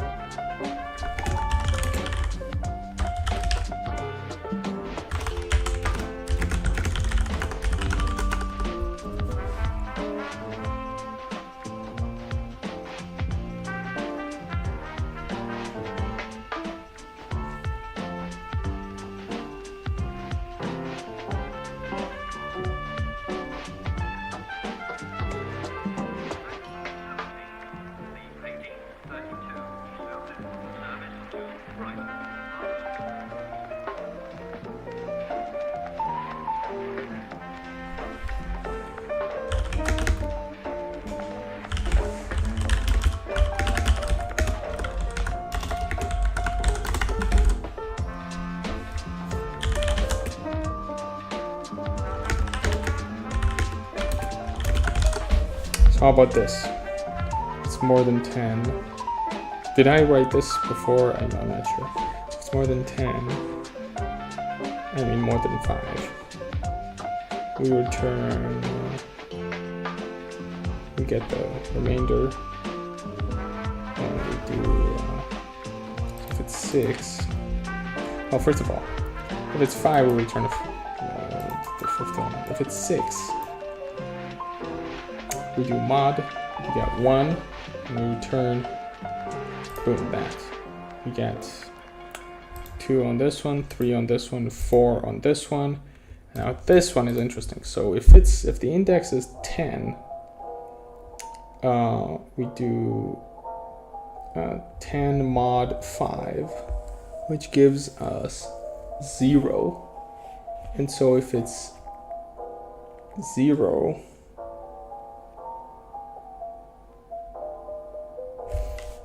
we return size.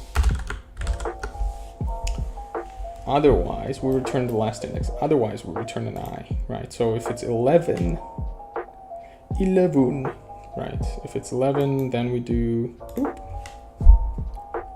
yeah, that makes sense. Okay.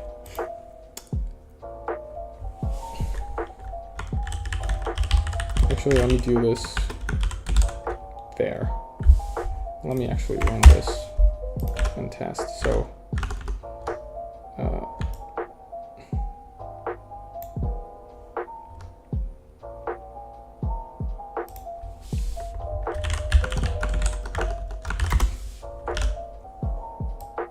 10, 8, 2, 4. Heh. What if we did minus 10 and minus 11? So 10, 8, 10, 8. That kind of makes sense, right? So if we do minus 10, it's like 0, minus 1, minus 2, minus 3, minus 4, minus 5. Minus 5 should be 10, right?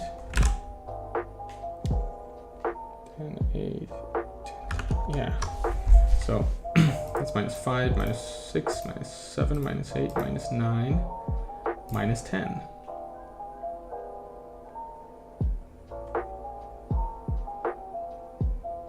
And then 8. Okay, yeah, this works. Although there's one question, one thing I gotta resolve. That's 10 mod 2. Mod 2. Uh-huh. 10 mod minus 2? 10 mod minus 3. Oh, okay, so minus 5 mod 2 is 1. Well, let's do mod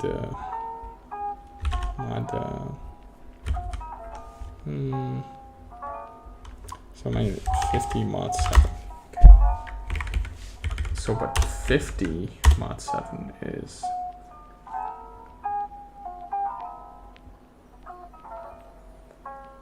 what? How does that make sense? What is the remainder of the division, right? That's how it's calculated. So we go like 49, and yeah, 1 is the remainder.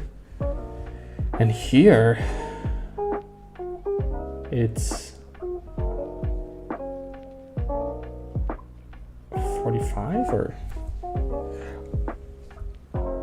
No, I think I get it.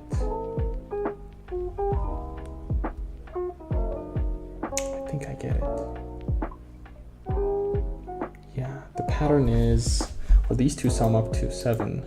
That's the pattern. And also we can do, we can get to like minus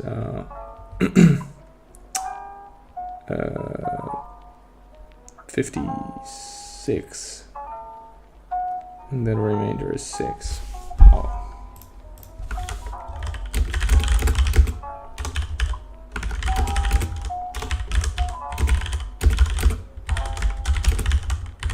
I never actually researched this or sort of went deep into this. What a negative number.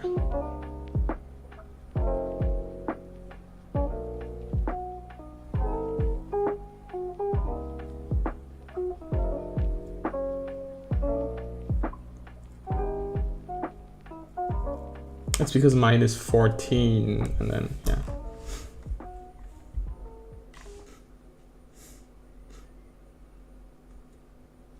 Minus 11 equals 7 times minus 2 plus 3.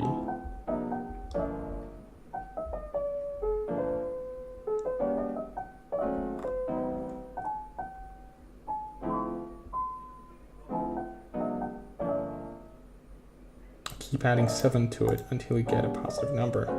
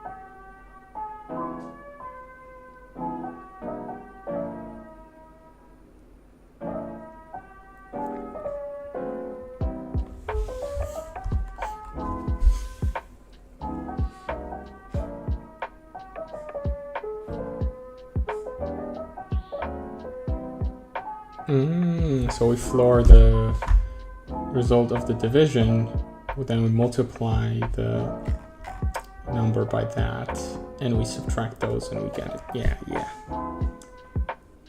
What will we find the difference between them?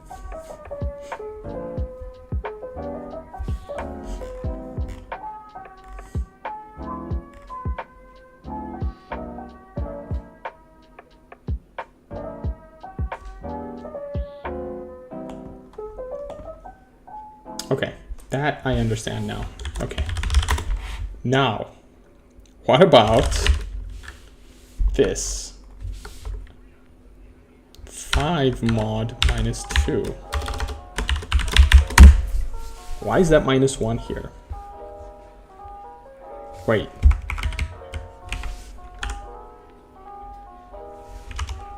Is this 0? Okay. So let's do this minus 10. This is 10. You just negate the number. So it seems. Or if we do it with this, ooh.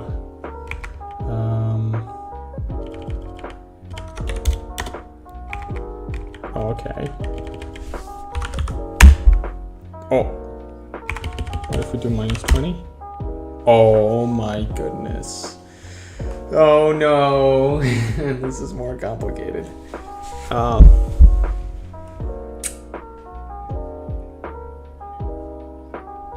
So 151 modulo 20 is 11. Okay. 151 modulo minus 20 is minus 9.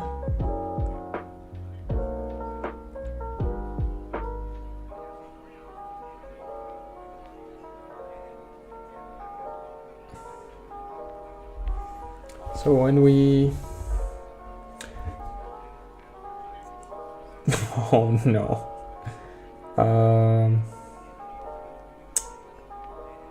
How does this work? When we divide it by minus 20, well, I know the rule. So when we divide it by minus 20, we'll get, what is that? 151 divided by 20 is 15.1 divided by 2, which is 7.55, I think. Yeah, 7.55. Why am I... Yeah, 7.55.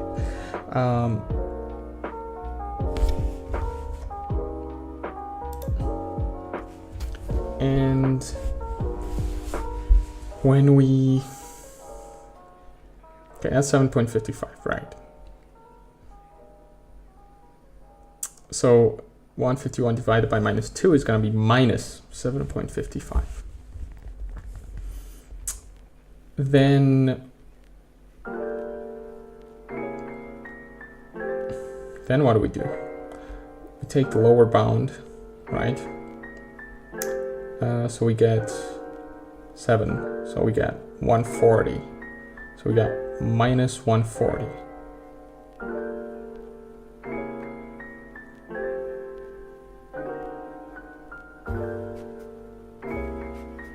Ah, whatever.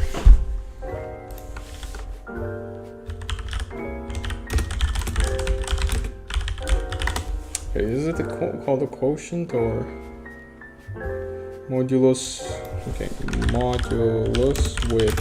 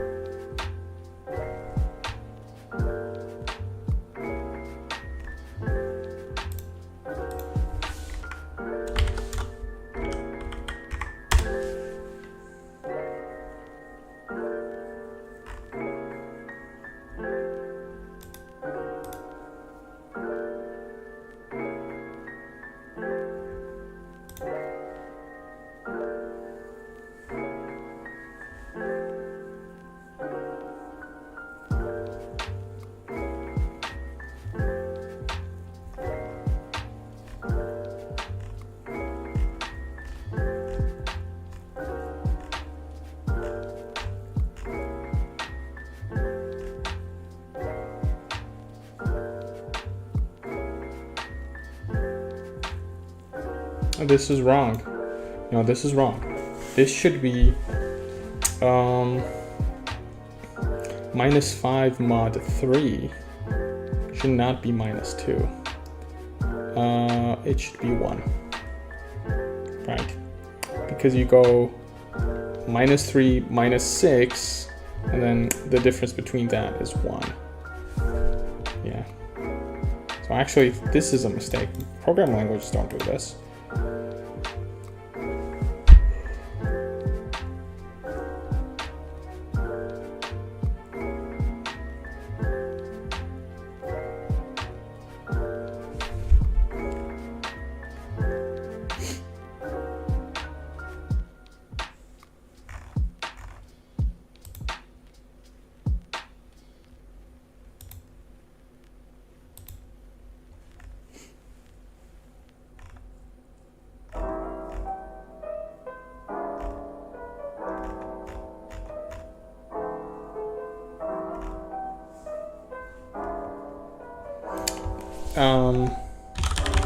This is the ideal thing to ask to chatbot.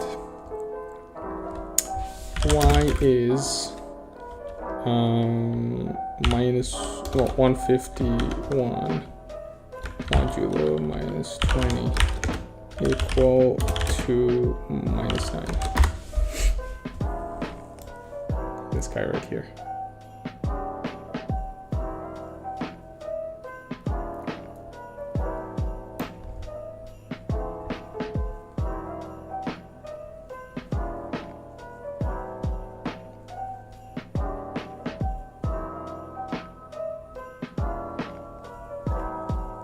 You're multiplying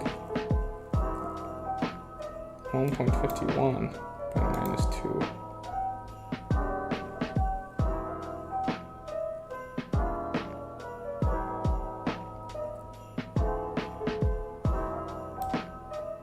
What?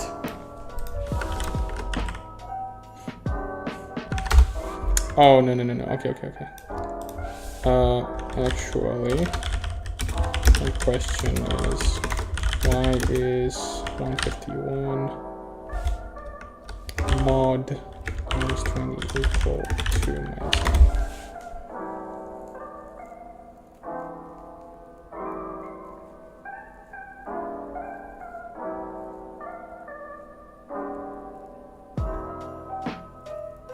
So it's implementation defined.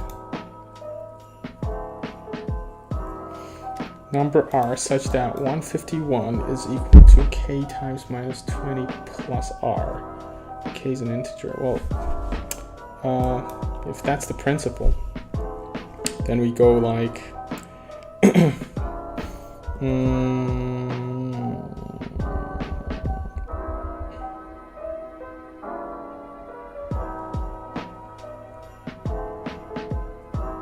having the same sign as the divisor. Oh, okay.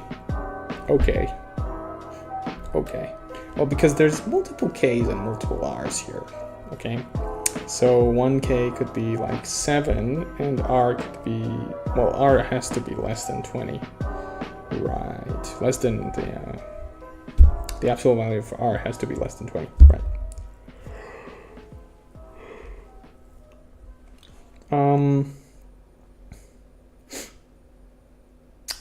So we can do, if k is equal to 7, or if k is equal to minus 7, then we go like r is equal to 9, right? No, minus 9. No, k is equal to 8, r is equal to minus 9. Okay, if k is equal to 7, then r has to be equal to 11, because 140 plus 11 is going to be 151, but r has to have the same sign as the divisor, therefore we have to use minus 9 instead. So what you can do is, yes, calculate the positive side first and then find out, okay, so if it's negative, then we subtract the from the actual value from the divisor, and then we negate it. Yeah, okay, this is simple stuff. So it seems it's easy stuff, but not necessarily simple because it's not obvious from the get-go. Right, so our function works. So now we're gonna do this. So table wrap get dot y. That's what we're gonna do. Okay, and this one is gonna be table wrap get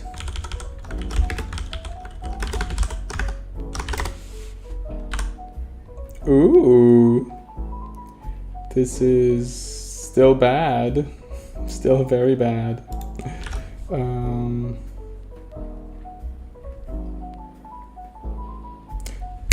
Oh, I know. Yeah. X has to be divided by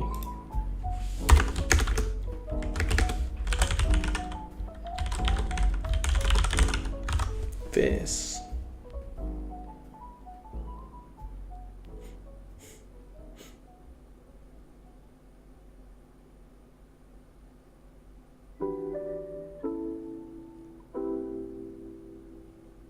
Or no, actually, yeah, let's try it that way. Ah, there we go. Finally.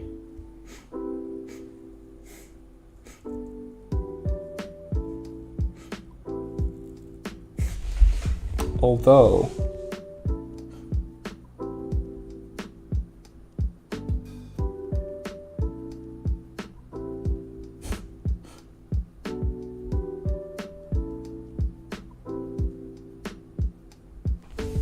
yeah, so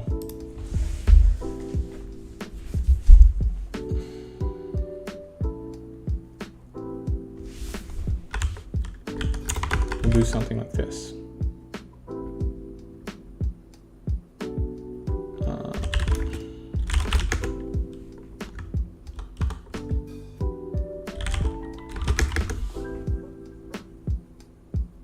Well, normalized x is going to be equal to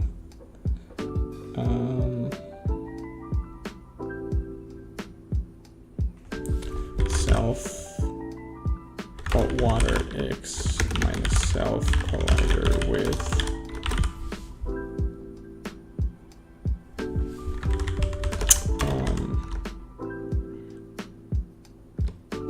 so x subtracted with that, and then divided by self collider with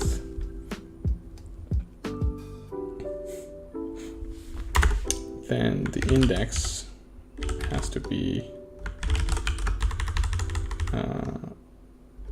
well, now that I think about it, actually maybe it doesn't have to be +1 there.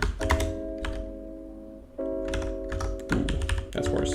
Anyway, so normalized x, then we do self no, we do local IDX is equal to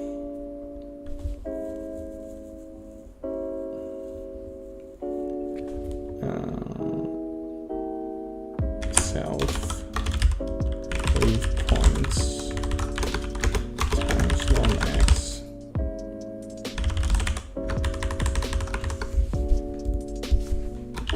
and then whatever this is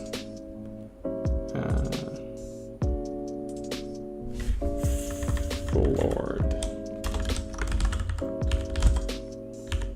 And we'll do like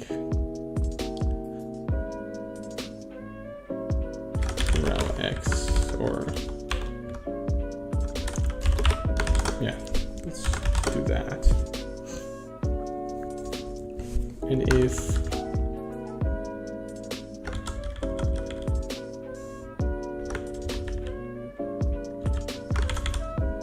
well, actually, let's just do IDX here. This will have to be math. floor. And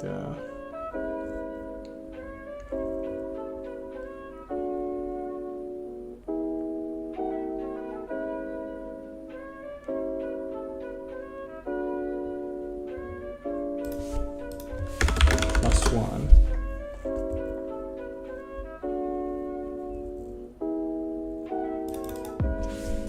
We are tiling the index now. And if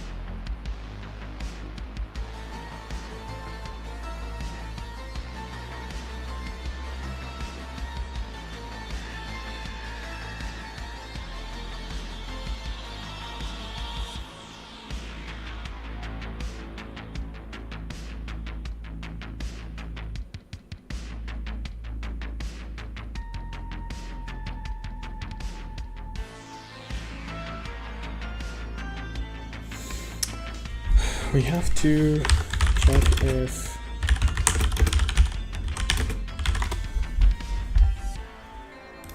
there is an integer.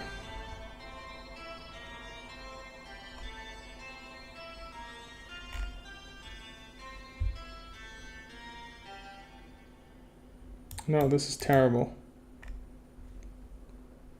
No, terrible. So Lua has this thing. Do fmod, I think.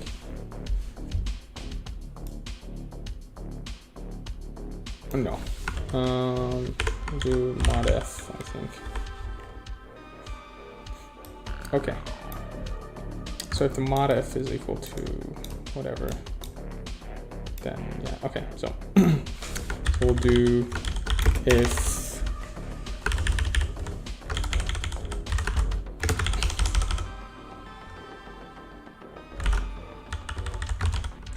this is equal to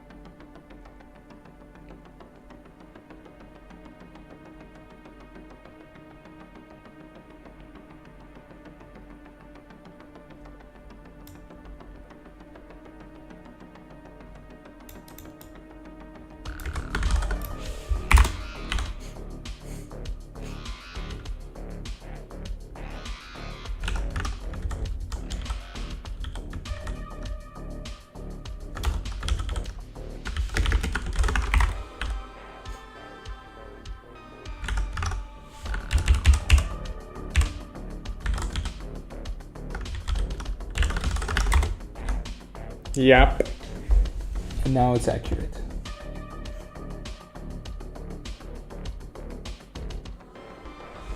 Yeah. So if I have the frequency is 50.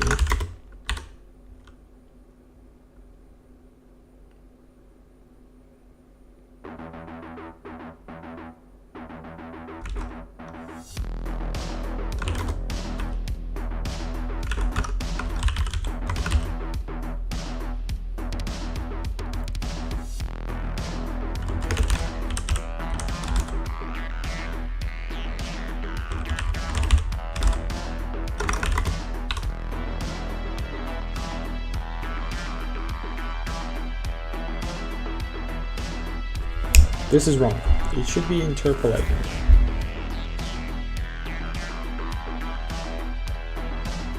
It's not.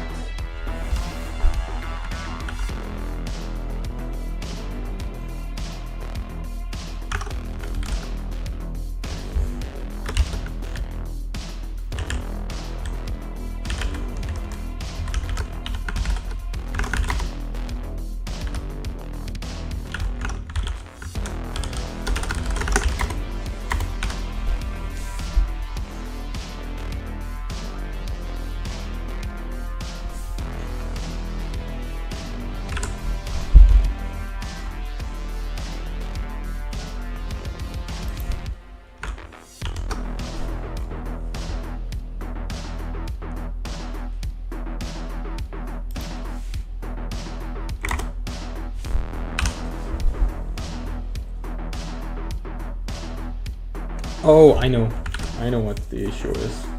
I'm so dumb. We shouldn't do this. We should do a linear interpolation, obviously, not average. This is bad. Of course, this does not interpolate linearly. What we need to do, actually, is find the offset, find the distance, okay, which is sample frequency, I think. Wave sample frequency. Okay, so wave sample frequency. And what we have to do is take the x point of the first indexed point.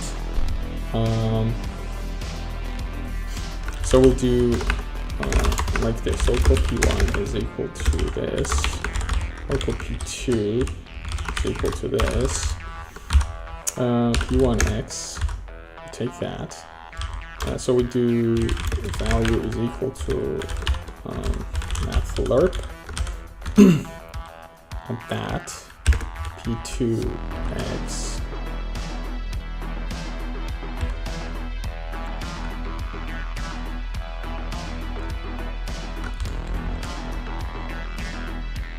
no. So what we need is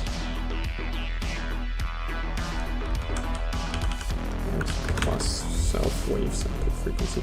So we take the however far along that line our x is. So we do p1.x x minus p1.x divided by self-wave sample frequency, and this is the lerp amount, and the value itself is math lerp p1x to p2x. No, p1. Yeah, so we lerp this. So p1y.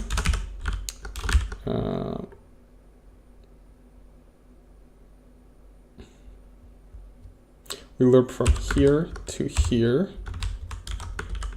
to y by this lerp amount right there.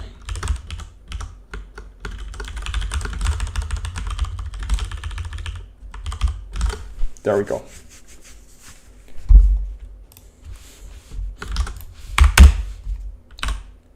Yo! This is kind of rad. It's not what I was looking for exactly, but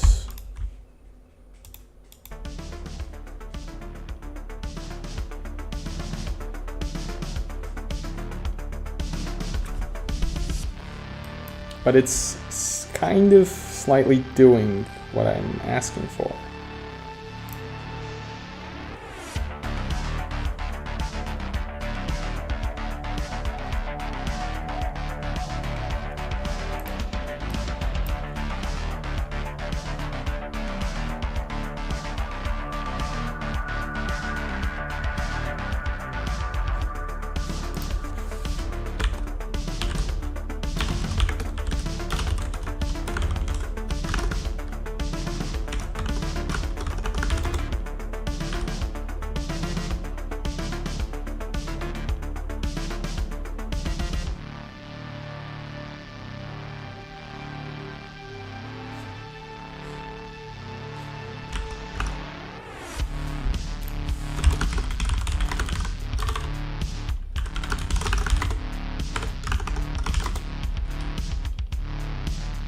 Yeah, why is it all jaggedy?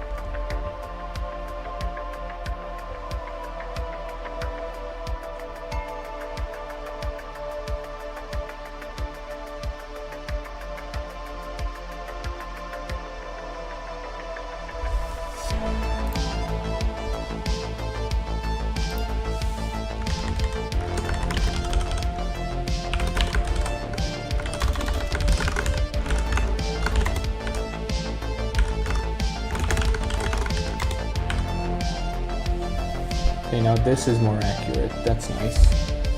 So if we do this. Haha, yes, no more jaggediness. Yes. No more jagged lines. Perfect interpolation.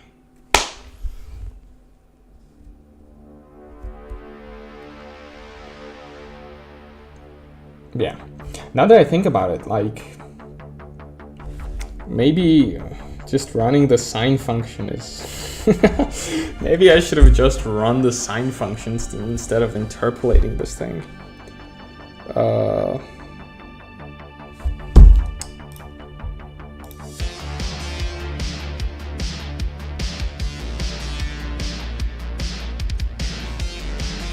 What is CP? I forgot.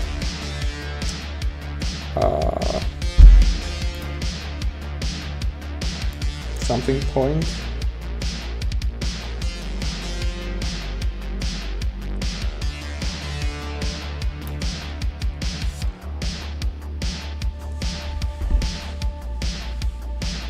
Center point, right.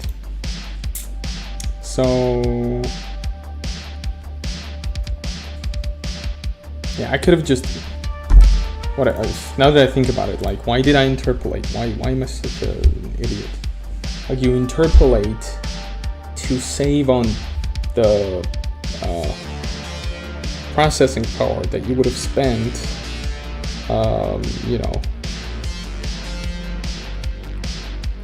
doing some other stuff. Here, I think what we should do is ramp.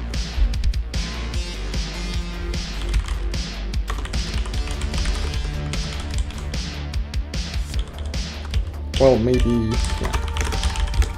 Check how this works with the wrap.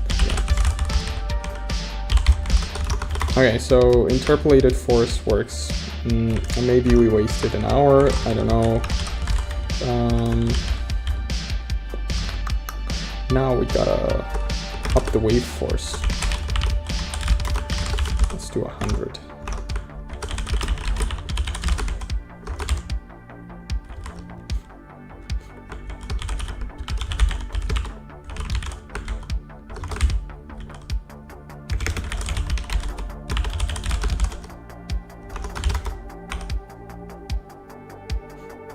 Huh? It's doing something.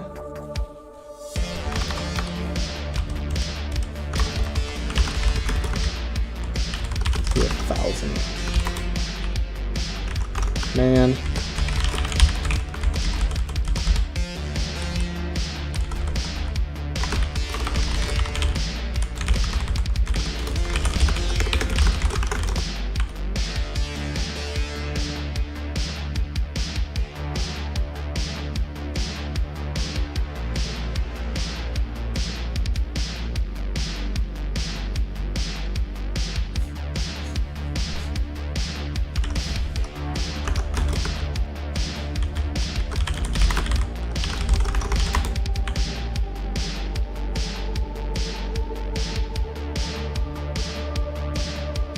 Yeah, this is way too strong. Maybe 3,000 or something.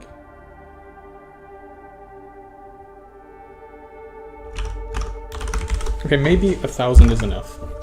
So let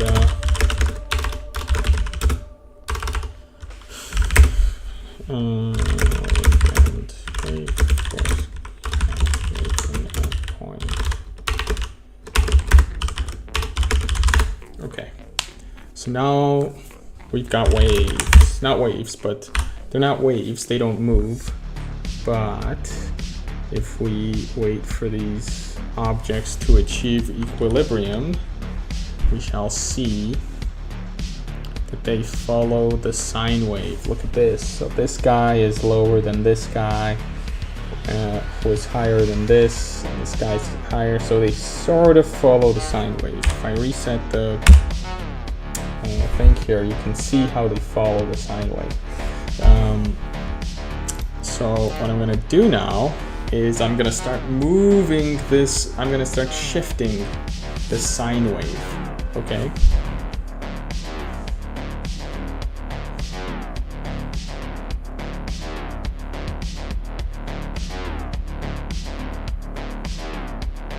And we're gonna see them bobbing up and down, and we're gonna see some actual sea physics. Okay, so yeah.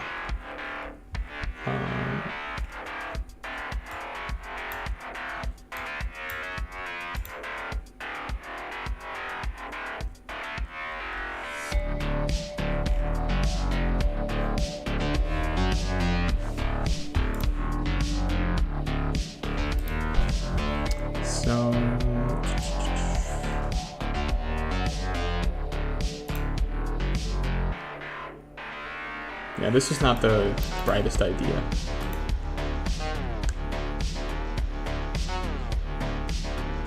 So, how do we shift the points? Do I just do based on time? Yes, let's do.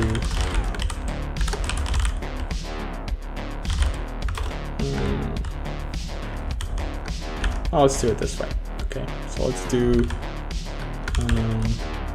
We have get MS time. No, we don't. I'll do love timer get time times 1,000. This should give us the milliseconds.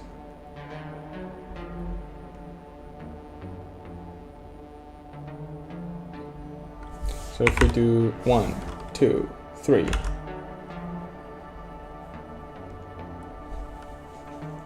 I forgot. Anyway, I'm gonna look up the old.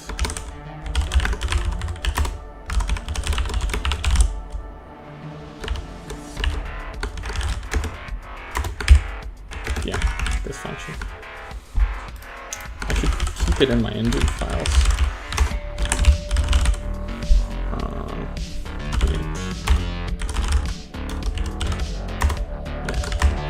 Util, whatever. Okay.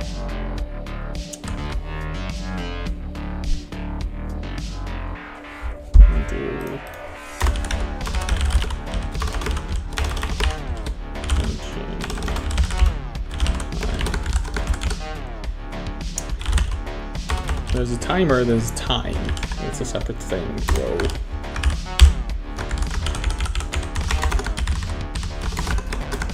Something like that. Okay.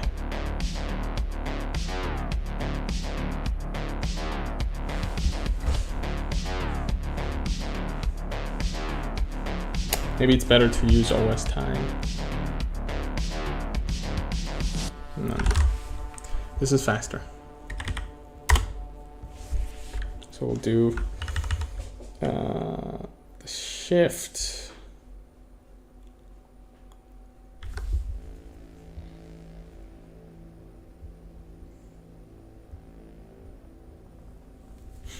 It's going to be get MS time mod 100. And yeah, so let's do it that way.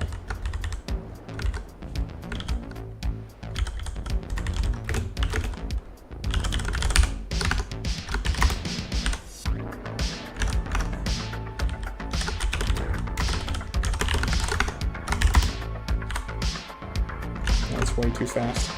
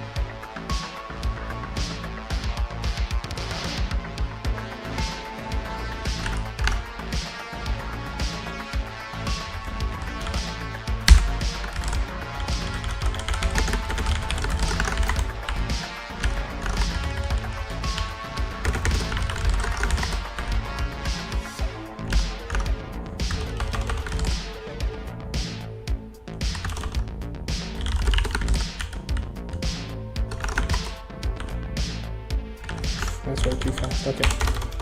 How about just here? Ooh, look at the wave.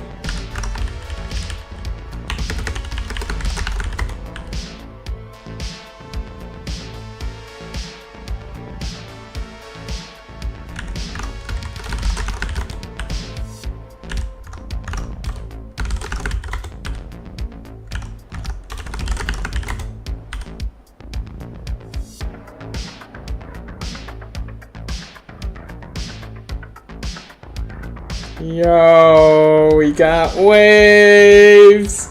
We've got waves! Look at that, that's beautiful.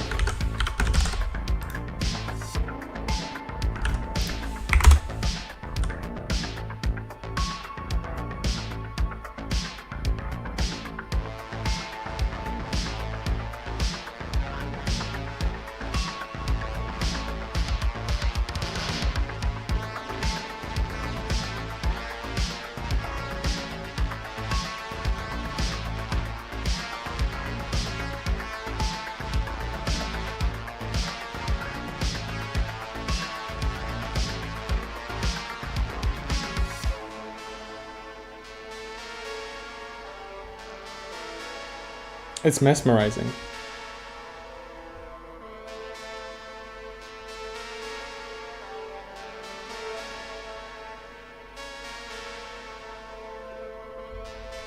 I would say it needs to be slowed down even more.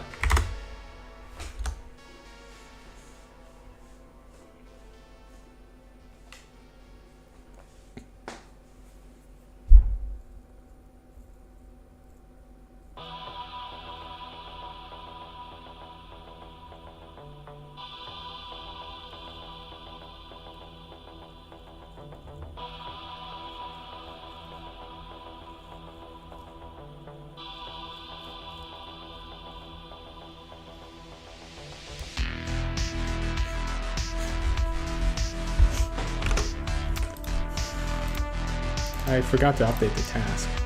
We'll do local wave.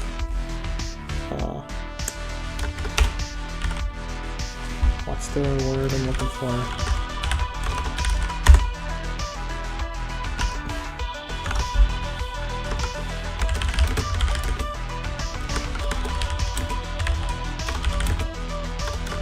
Local noise.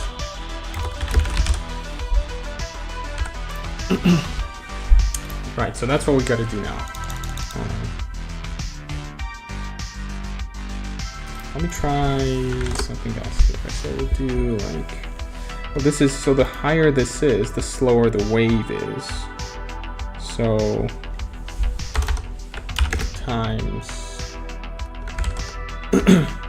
self wave speed shift speed. Okay, good. Wave shift speed 1/6.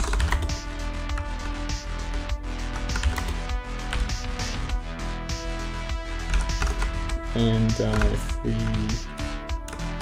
increase that, it's just gonna be super fast. Whew. Boy.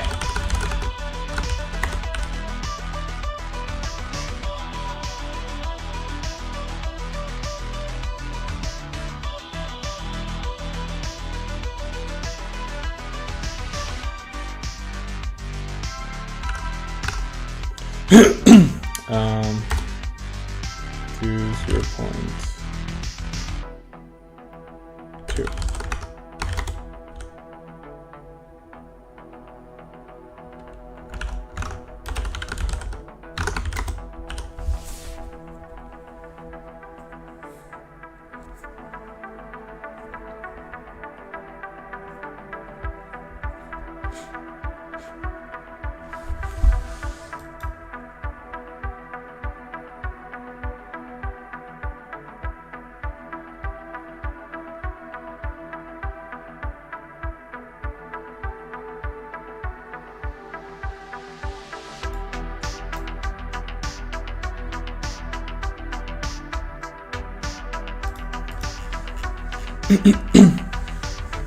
Actually, I'm going to change the task.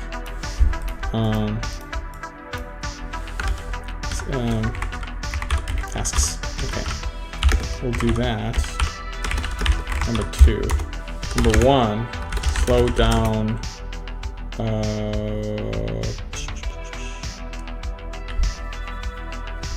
Objects. Actually, slow angular momentum of objects in water. Right. And we can do that here. We can just do get angular velocity, and then we set the angular velocity to be the opposite of half of the opposite or something like that. So we'll do wave angular damping. We'll do like 0.2, and so we'll do apply wave force.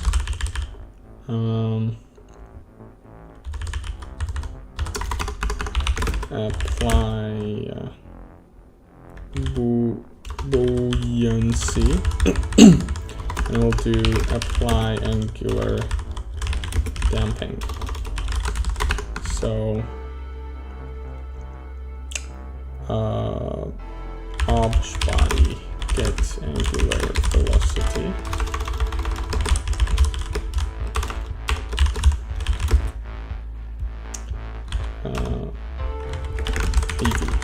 And then obj body apply torque or apply angular velocity. Angular impulse, actually. Can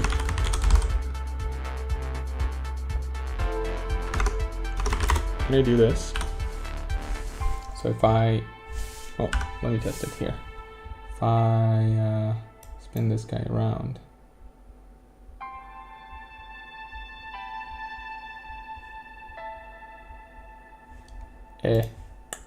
Let's do apply torque.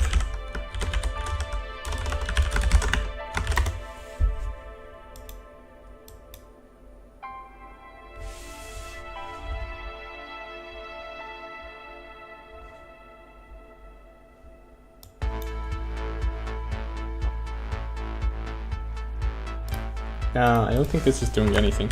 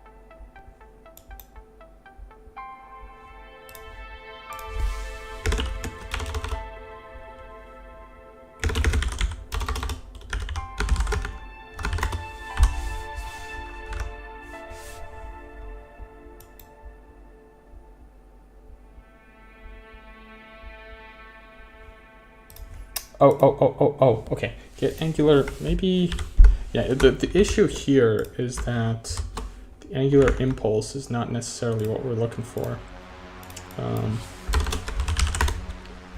Angular velocity is not what we're looking for. And let's see.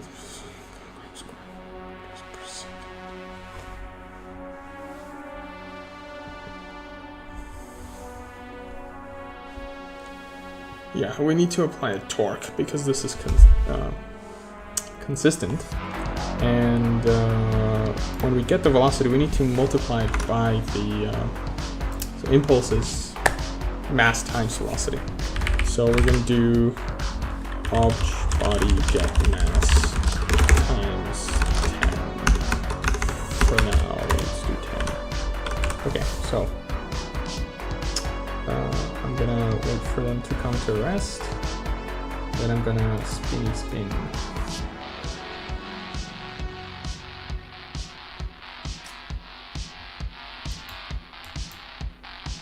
Well, obviously it's not applying any torque whatsoever.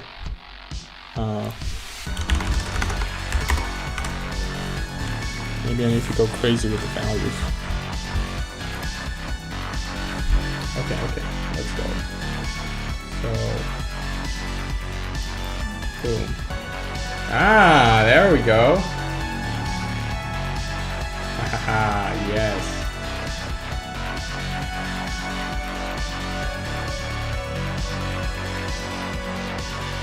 Okay, so if AV is more than 1, so math apps more than 1, then I do just then -1 or AV from 1. Then I'm gonna do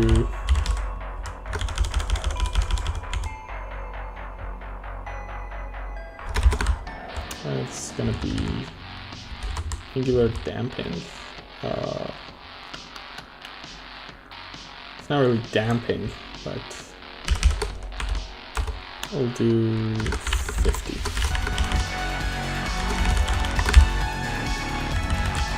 Oh, not 50.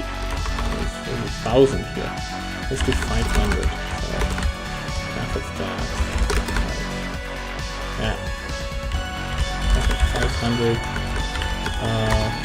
There we go. And we'll do.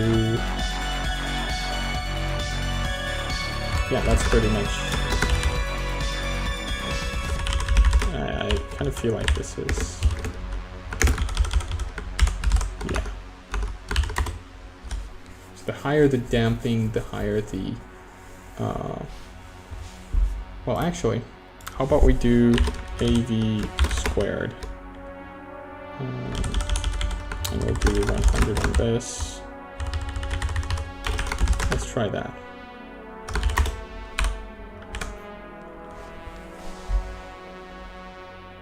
Okay. Oh, that's the wrong. Oof.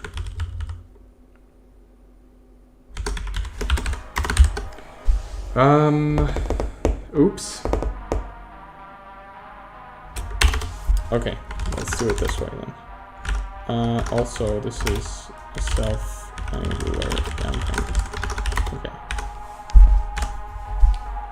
Yeah, okay. Oh, water. Or, it's not wave angular damping. We'll do object and do angular damping. Or just angular damping. Yeah. Object is better.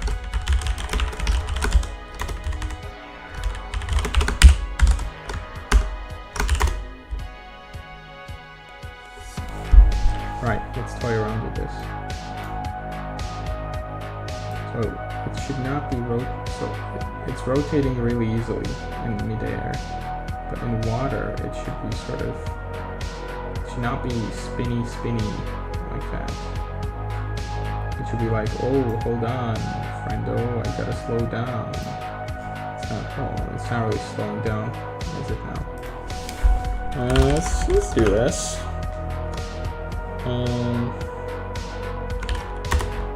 Yeah. So let me try this. So let's grab this fella. Yeah, you can see him spinning around. He is. Oh my goodness. What is wrong with him? Yeah. Okay. Yeah, this is terrible. Let's do. And everything is gone. Great. Okay, let's not do exponentials. Okay. Sure, you win. You win, Box2D. Nope. Right. So you can see spinny, go underwater. Not so spinny. Yeah, this is good.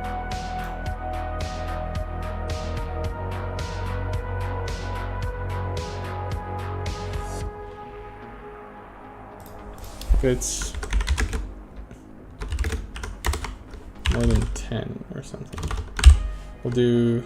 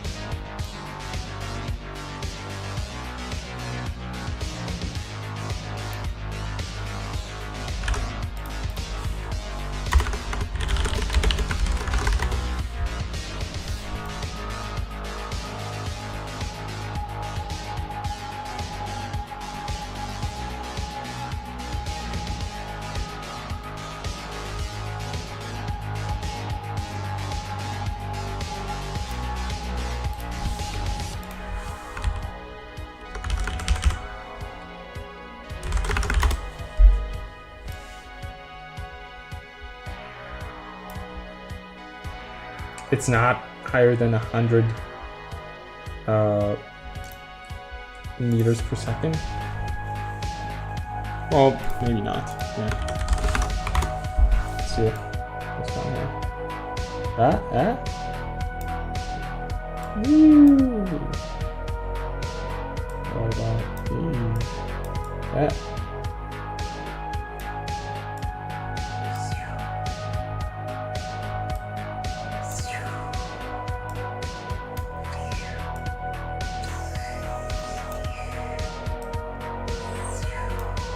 Let's do spinny.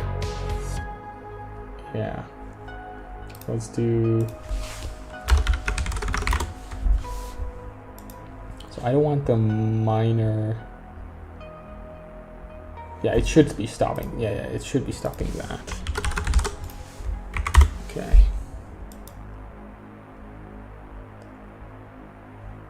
And it should be stopping that as well. Okay.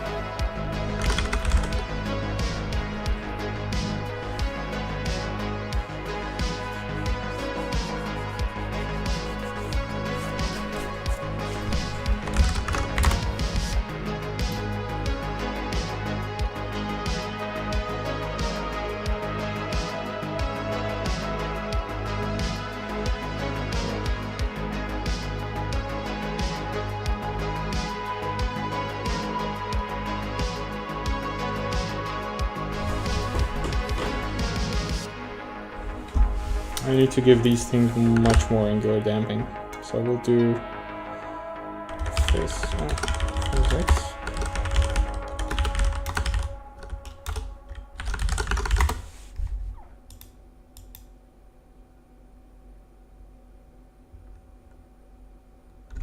Yeah, okay, so we'll do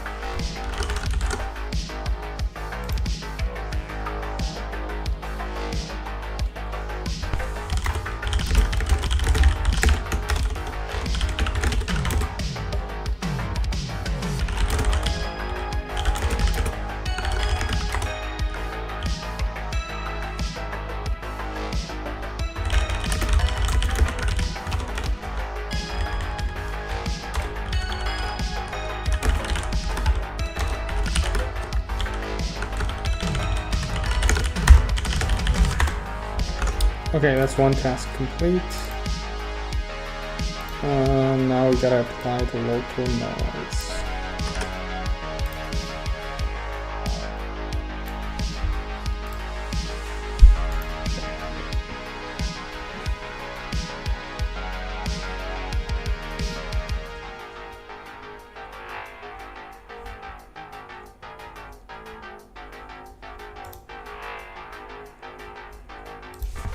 We want one-dimensional Perlin noise.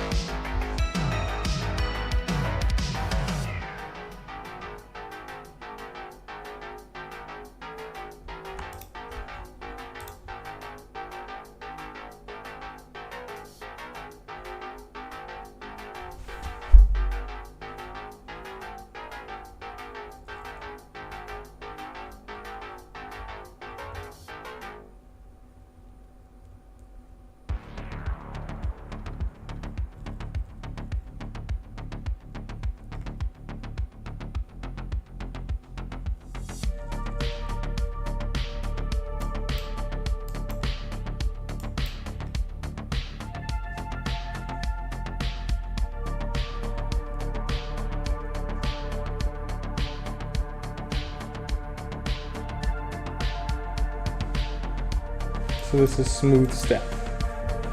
Oh, I have this. I have slurp. I recognize the formula.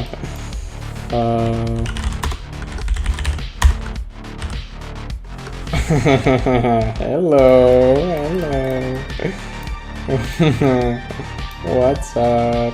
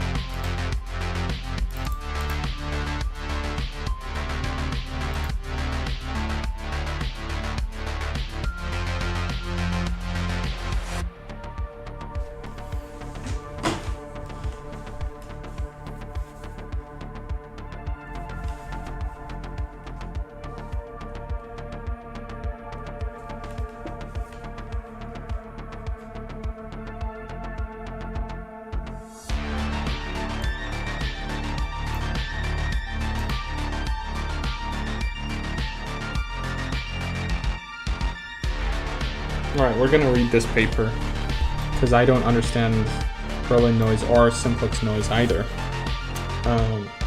Then we're gonna implement the noise function. Well, for me, noise has always been this kind of thing, you know. Yeah.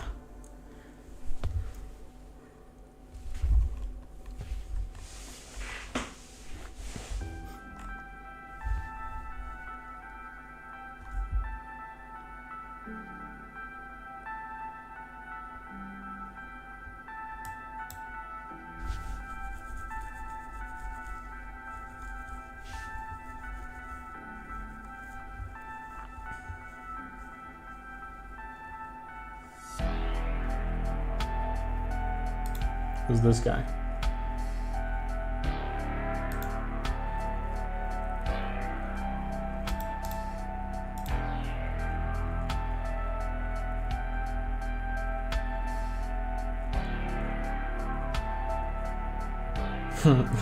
Thank you, pig. Thank you very much, pig. Thank you, swine. Anyway. So why need to use simplex noise in 1D? Ordinary algorithm would be cheaper. You can also adapt the improved Berlin noise version for achieving even better performance. What is the improved Berlin noise version? Anyway, this looks like a really fun paper, to be honest. So, in Linköping University in Sweden, Sverige. Right, so here's what I'm gonna do. I'm gonna make some tea. I am going to get some cheese, and we're gonna sit down and read this paper.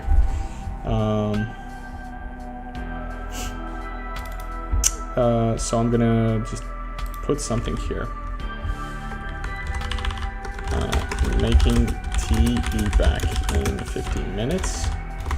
We're gonna learn about Berlin simplex noise so we can implement noise. Random wavy logic for our waves.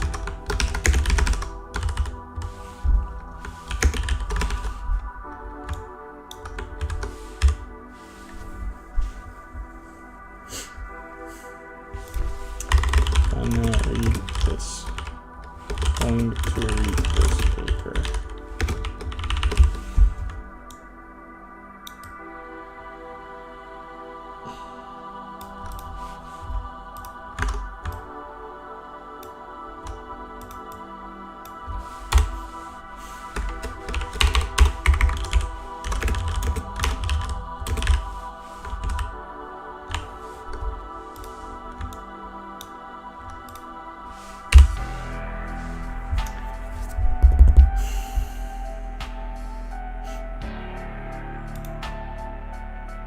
Right. So I'll be back in 15 minutes.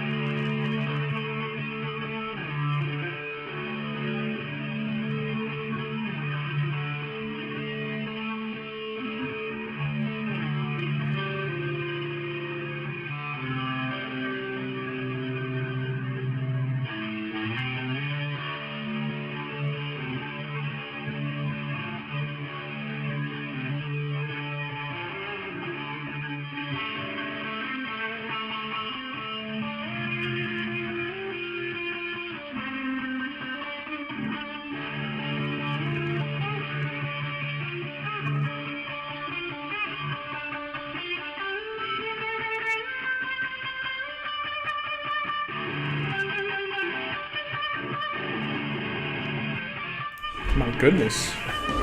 I was gone for quite some time. How long was I gone? So my estimate was like 20 minutes. So, but I've been gone for at least 30 or something. My goodness. I was gone for 45 minutes.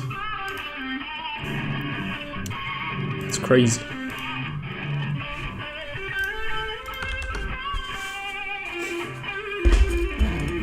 But I got some food.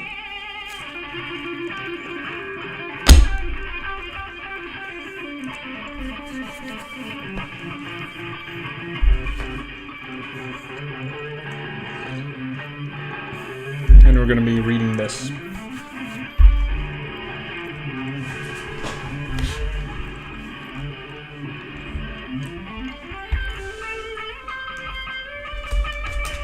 So, Stefan Gustafsson.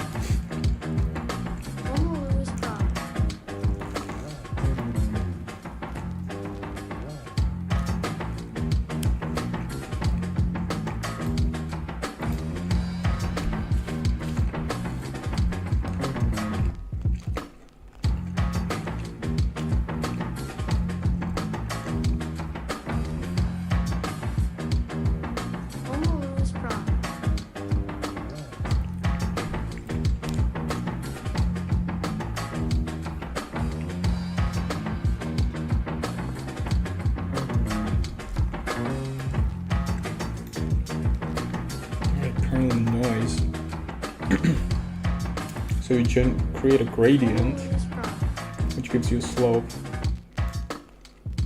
And then you interpolate a smooth function between those points.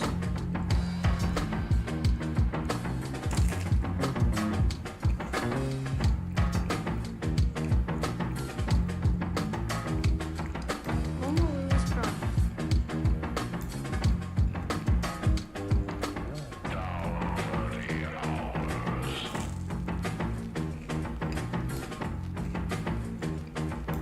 Homologous product. I would just set the function value at each integer coordinate to 0.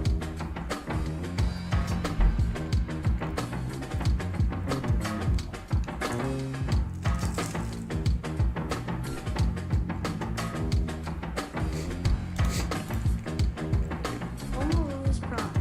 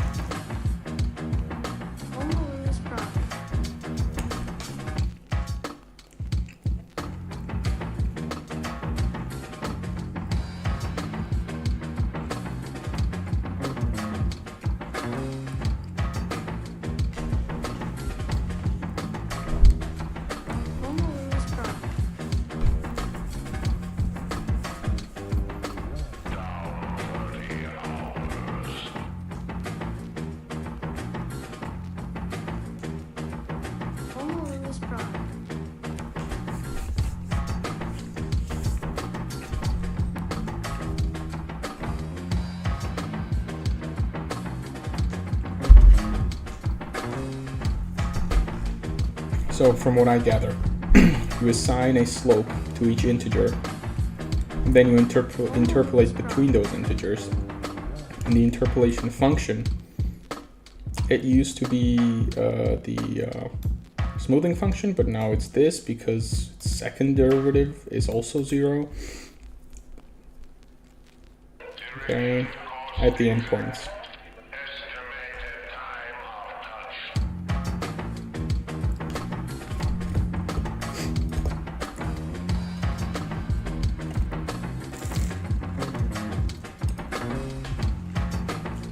And the reason you set the function value at each integer coordinate to 0 is because you begin interpolating. Homo-Lewis problem.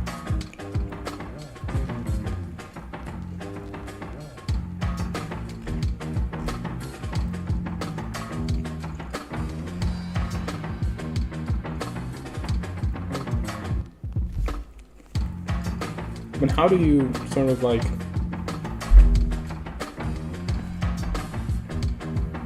Homo-Lewis problem.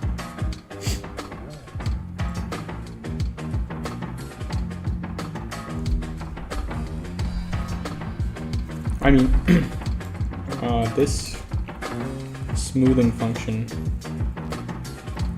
is gonna do its thing, but why do you use what do you need the slopes for?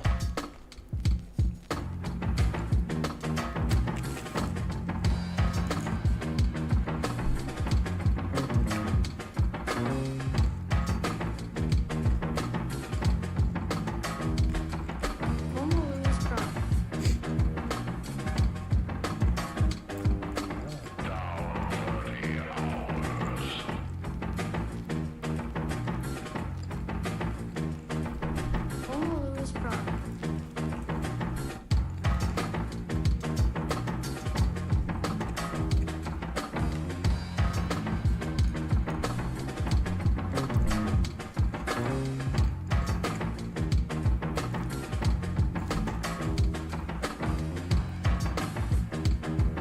Homo-Lewis problem.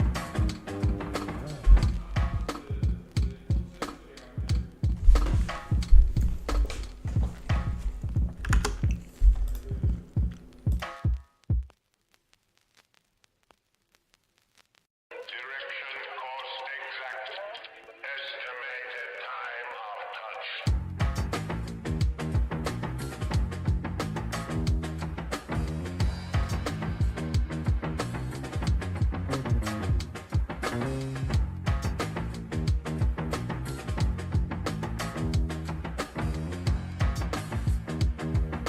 Homo-Lewis problem. Right. So I don't get how you interpolate between those 2 points using the slopes. It's only described like you extrapolate the point based on the Homo-Lewis problem. slope, and then you extrapolate the other one as well, and then they're supposed to meet at some point. What if they don't? How do you extrapolate that?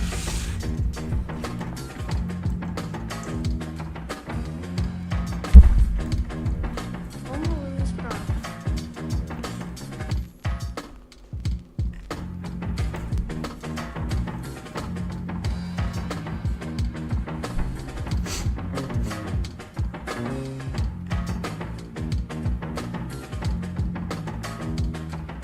Homo-Lewis problem.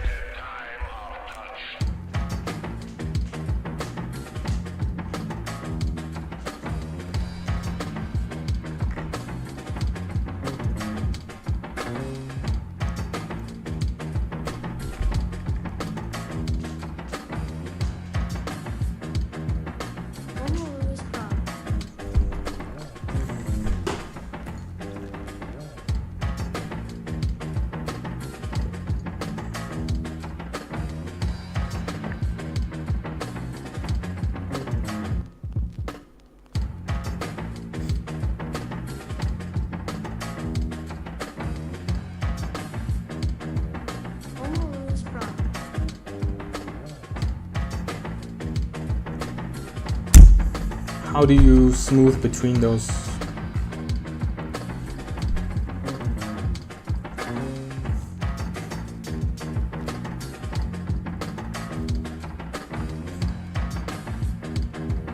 Always prop.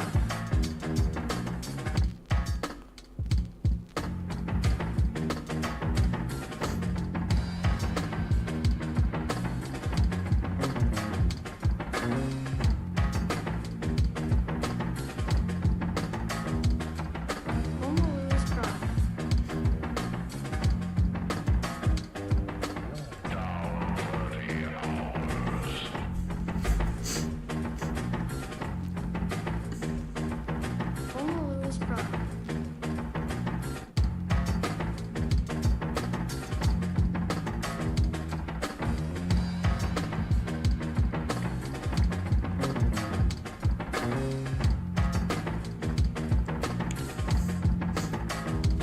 Right, so this is the perfect thing that you must ask to a chat box.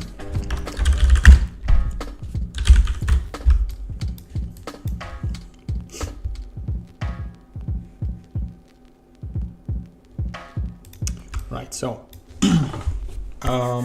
this is gonna be, so how do you interpolate? Let me ask the question. Let's see. How do you interpolate between two integer points when calculating a classic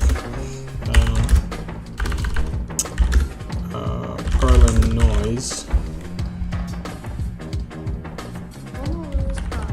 Classic 1D Perlin noise. Using the gradients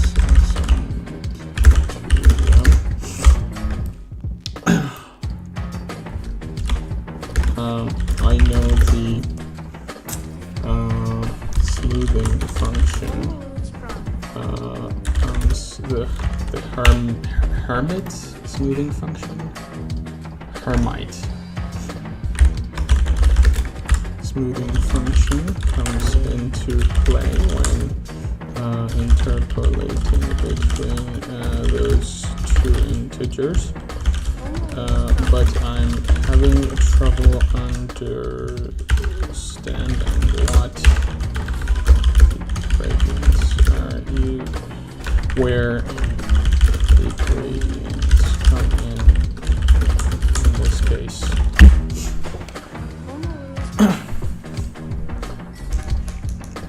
This is the perfect use for these kinds of things.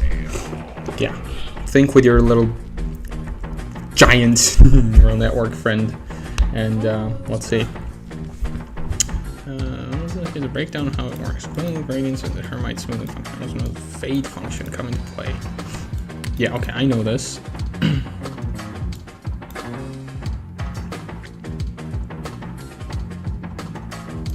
gradient. Always prop.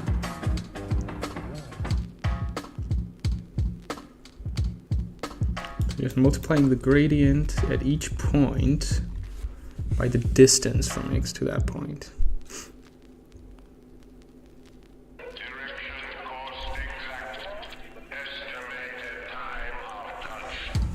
So you multiply the gradient at each point by the distance from x to that point.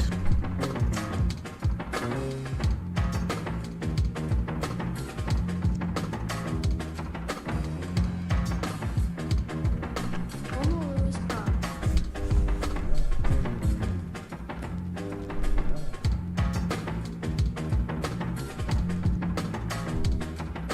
So multiply the gradient, the distance from x to that point. So you have a distance, and you have the gradient, and you multiply that, and you have the second point, and you multiply that, so we get those two. So and the dot product is that. Okay. The purpose of the function is to smooth out the transition between the values x0 and x1. Hermite smoothing function using Perlin noise is defined as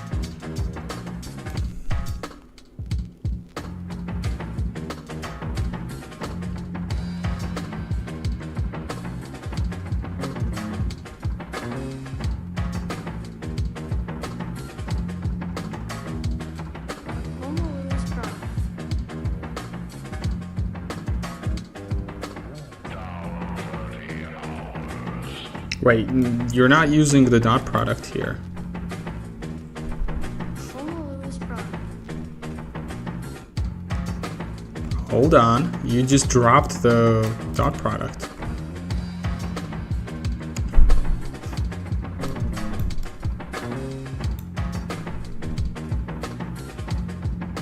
So you multiply the gradient and the distance vector. Okay. Homo Lewis Distance, say for example, we take the midpoint right here, so it's 0.5. So if we had, well, if we had something like this, 0, 1, so we got 0, 1, come on, 0, 1, 2, 3, 4, 5, okay. And we have x is equal to 0.5, x0 is equal to 0, x1 is equal to 1. Distance is equal to x, x minus x0, which is 0.5. Well, let's do 0.4 so that we have a different distance. The gradients are basically, let's do 3, 12, 9, 1, 1. 2. Okay, so we would have the gradient 3. So the multiplication would be distance times grad grad of x0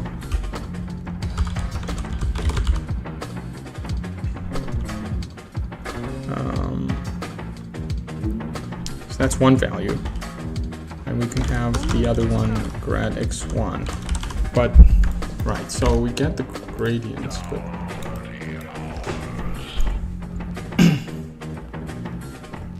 right, so Homo Lewis product.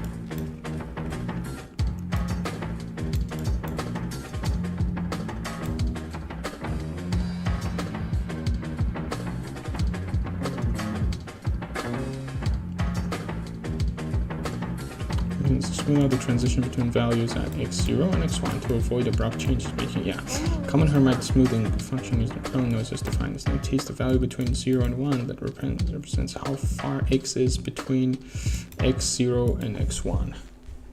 Right, so if we have smooth, then we put dist in there.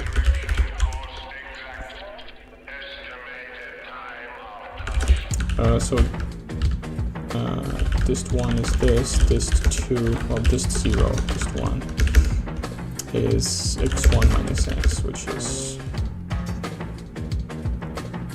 0.4, is 0.6.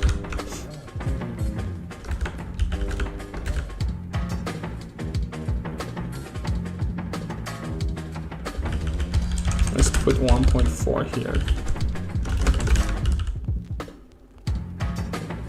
So this is 0.4, this is 0.6.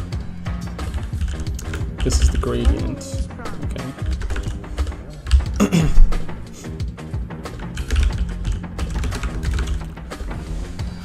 Right. And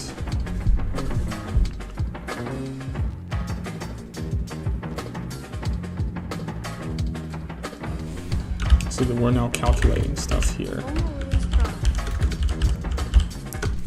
So that's the first distance, that's the second distance. So we do like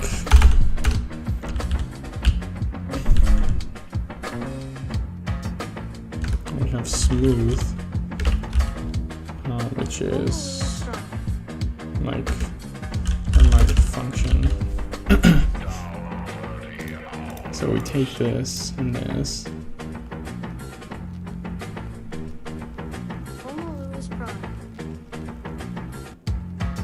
Oh, how far that is between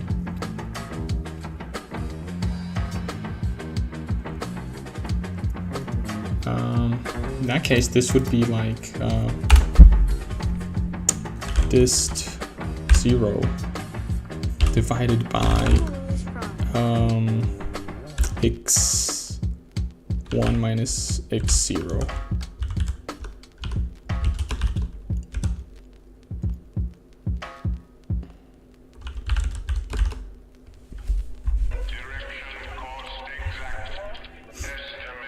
Because these integers might be, these might be two, you know, the difference might not be 1 between these.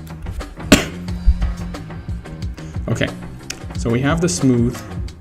Ah, okay, so wait, we calculate the distance, then we can smooth it, but what the hell are we gonna use the dot product for? We're not using the gradients. Value for x relative to x0. This one is computing the parameter t based on the fractional part of x. Well,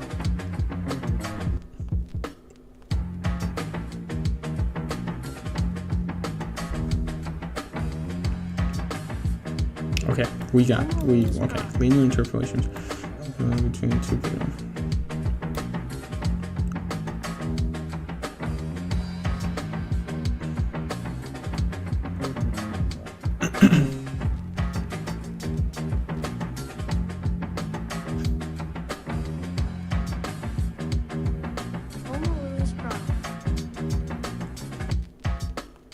Applying the fade function to t to get a smoothed interpolant. Ah, okay, okay. So what this does, we call smooth once. We don't need dist 0. So we get this. This is the inter amount. And then finally, you interpolate between the two dot products. Okay, okay, so you interpolate between grad x0, grad x1 value. So we return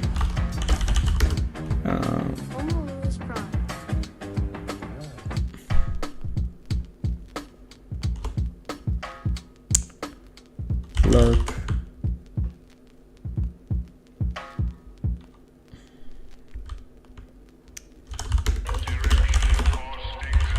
So this is Perlin noise. So you calculate the distance.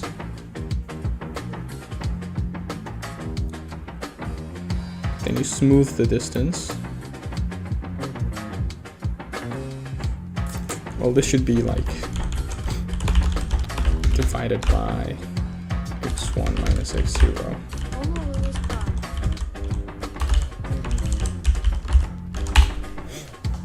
And then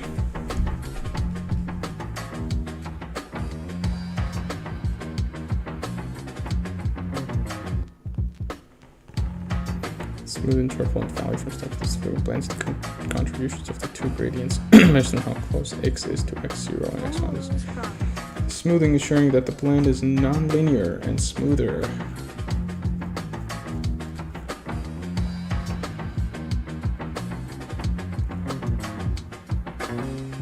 So you lerp using a slurped value. So you smooth out the distance. So you get, so this is a linear distance. So you smooth that out. And then you use the smoothed distance to interpolate between the gradients. That gives you the Perlin value, noise value. So that explains it. Thank you, Chippity. Yeah, now I understand it. Great. I can probably easily, you know, sort of extrapolate this to the second dimension. Right, so it's a bunch of vectors and noise values computed from the 4 closest grid points. Yeah, you just interpolate between those.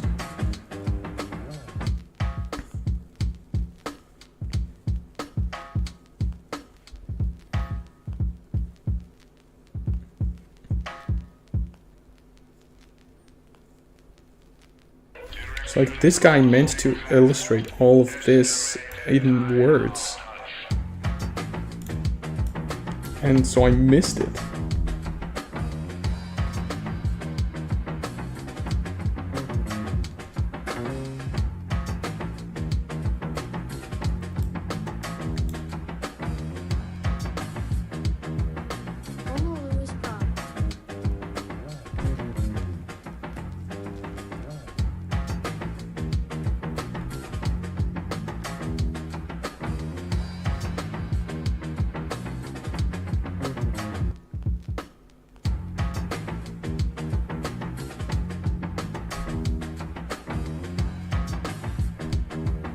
Honolulu's product.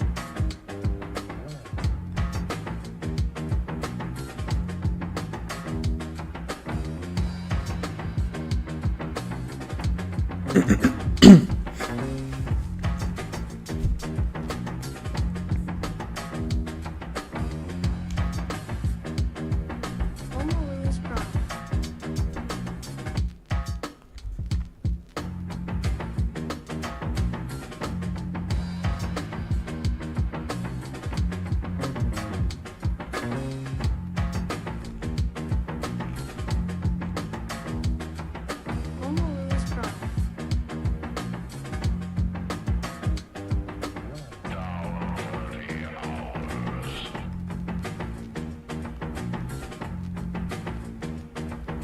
Honolulu's product.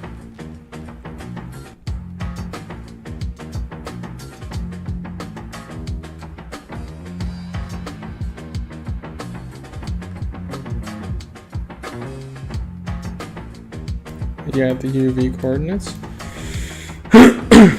Dot producted with the gradient. That gives us n, which is the distance.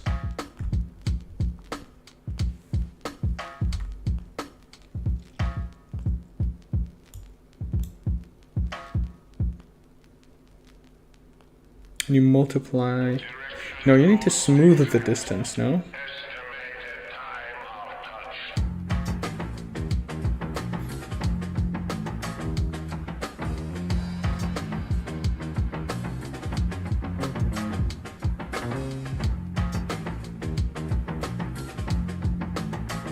Oh, that is the distance. U and V are the distances.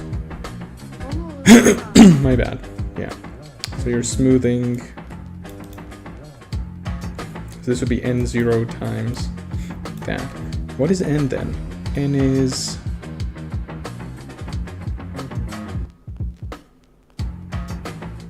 Oh, I might have misunderstood. Actually.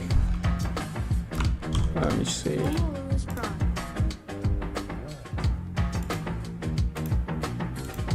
I might have misunderstood this. So when you calculate the dot products, you don't just get the gradients. You do gradient times gradient and the distance factor. So this would be dist, right, times dist. Honolulu's product. So this is the actual function.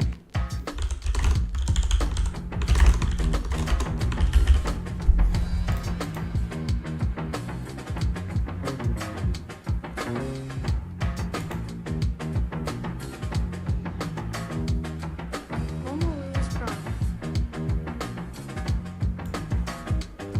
Right. So here. No, not here. Honolulu's Yeah, here. So this is the distance.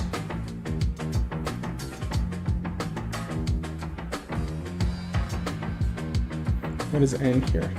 This is the gradient multiplied by the distance. So in 1D, we have gradient times distance. Honolulu's product.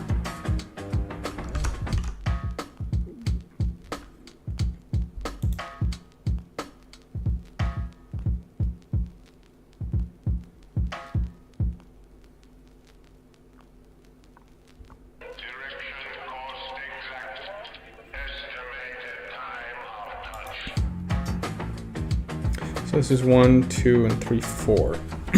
Yeah, makes sense. Because these are the 4 different grid points, which are closest to the point in 2 dimensions. And you would multiply well, you have those 4 points, right? Top left, top right, bottom right, bottom left, or bottom left, bottom right, yeah.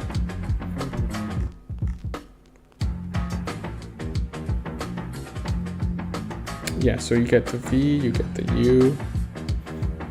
Homo Lewis prime.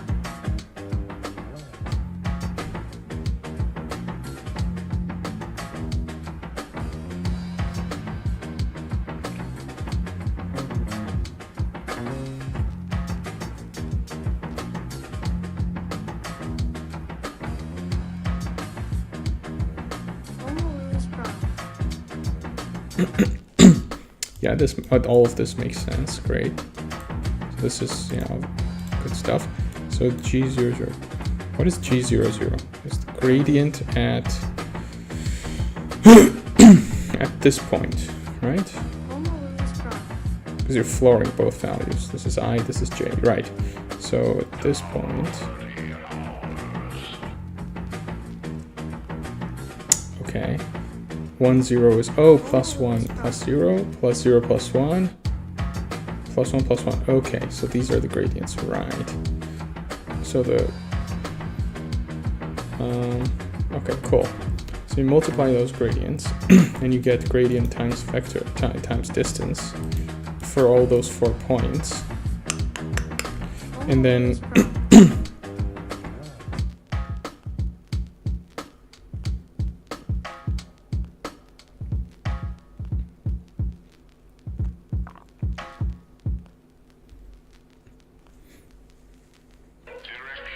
and xy is the final value of the noise function of the point xy.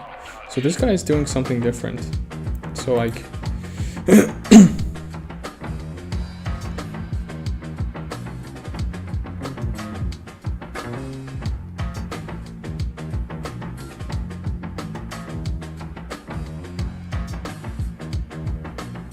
Lewis prime.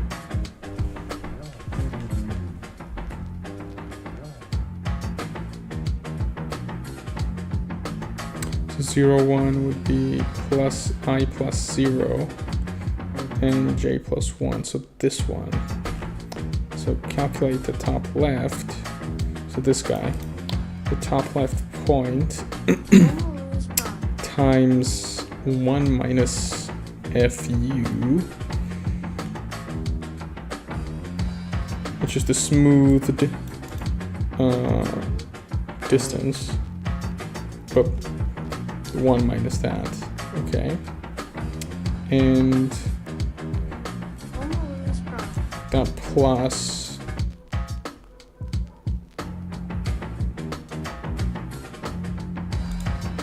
the top right.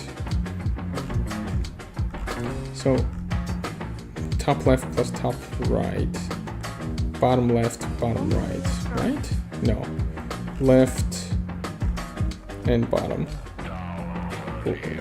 right and bottom. Okay, then we go Homo Lewis prime. left and top. So top left, top right, bottom left, bottom right.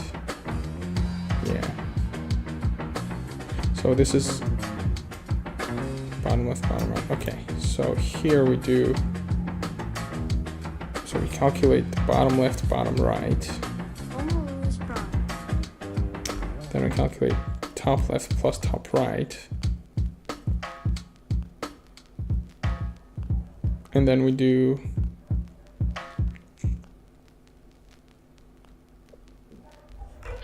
then we interpolate between those. Oh, okay, so what this guy is showing, like with this, is like, bro, come on. So you interpolate between these 2 points. Yeah, this is obvious stuff. Yeah. So I thought it was some complex. It was like, what is he doing here? But like, the idea here is, in order to find Homo Lewis prime. the value at this point of well, the Perlin noise value at this point, what you need to do is find the Perlin noise value between these 2 points, and then find the Perlin noise value between these 2 points, okay? And then you find the Perlin noise value, interpolate between those two, and you end up getting the value at that point. So that's what this guy is doing here. So calculating the bottom side, calculating the top side, and then calculating based on the top and bottom side. But I'm not sure that this is how you do it. There is no interpolation here. It's like Homo Lewis problem.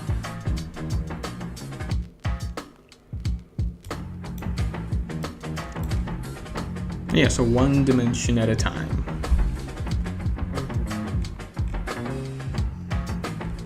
And somehow you pick like gradients for 2D. Gradients distributed around the unit circle. It's a good choice.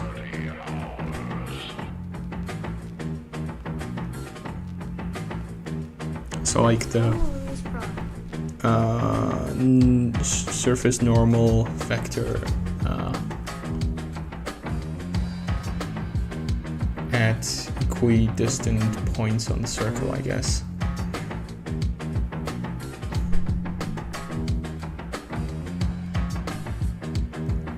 Homo Lewis problem.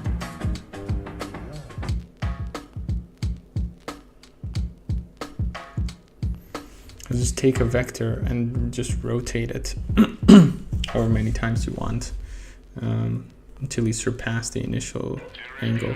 Make sure the rotations are equidistant. And ideally they would be sort of divisible by... They would divide the circle into equal sizes.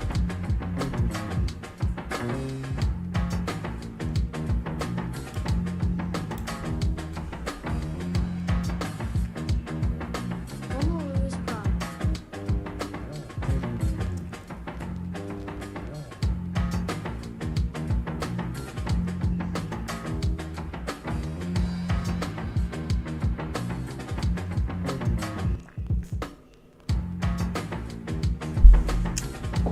More corners than what is necessary.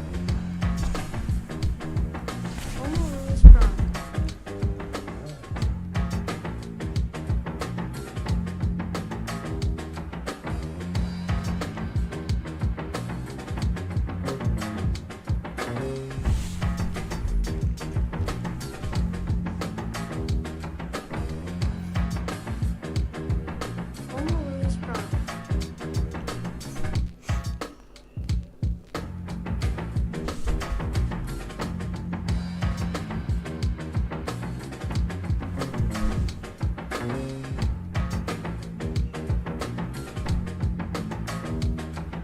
Homo Lewis problem.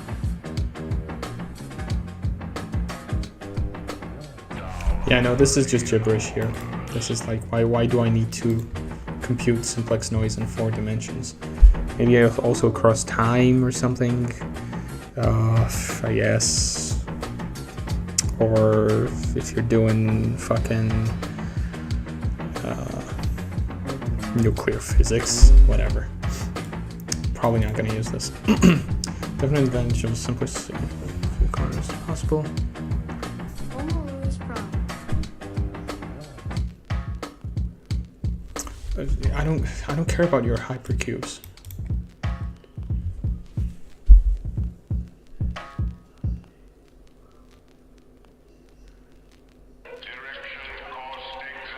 Yeah, each point in a given dimension takes however many dimensions you have, that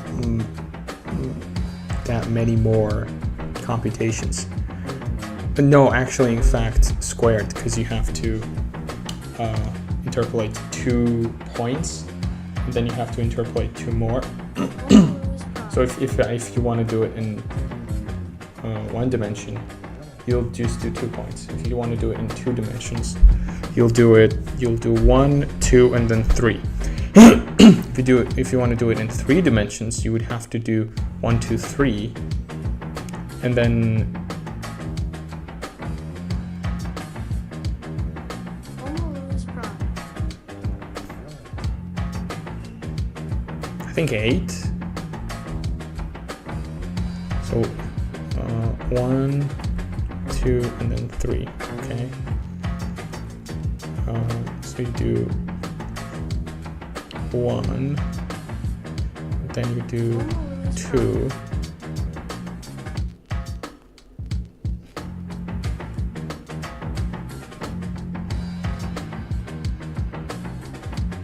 Then you do 3. Then you do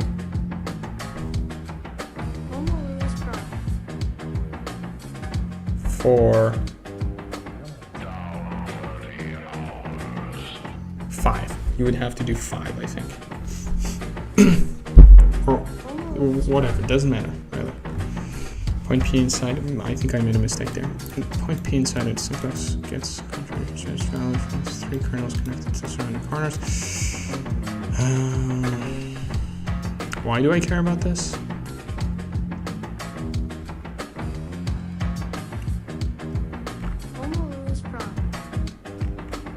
Like it's simplex, it is called simplex noise, but it's not simpler. This is like, okay, let's describe simplex noise, and then you talk about hypercubes. A hypercube is a whatever.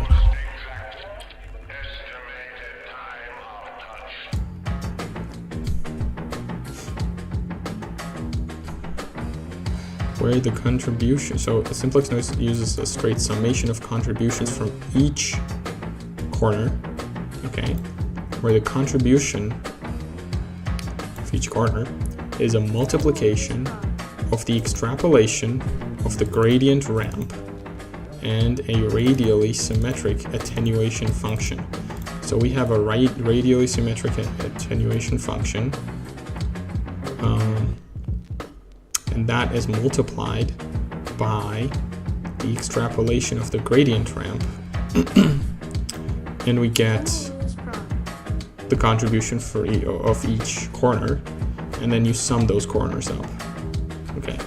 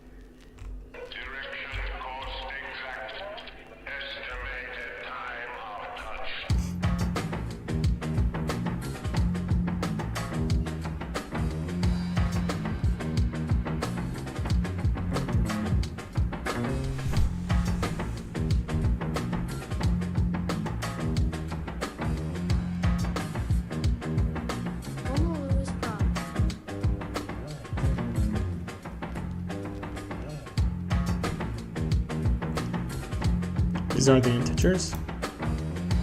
These are the gradients. No, these are the gradients. Ah, okay. So these are just a bunch of gradients, and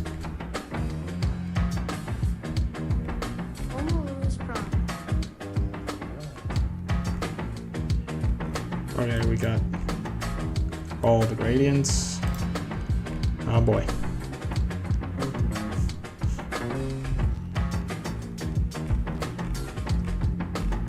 Simplex has a really badly chosen name. This is not simpler. No, screw this. Perlin noise is simpler. Yeah, no. But, I mean, I can just go with this. Should have gone with this, honestly. Well, here's what I'm gonna do.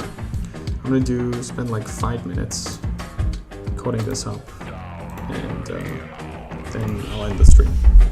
So here's the thing. When we shift it,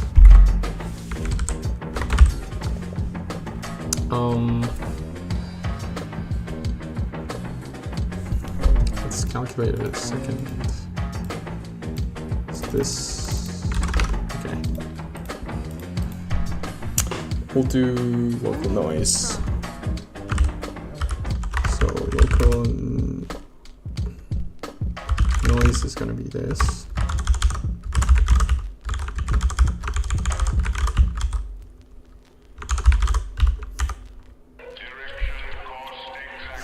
And we'll do wave value is that. So wave value plus noise. So this should do it.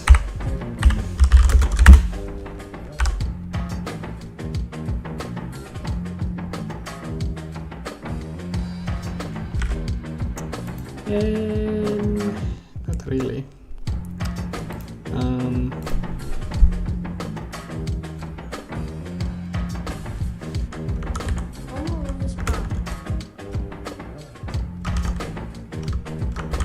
Okay, let's do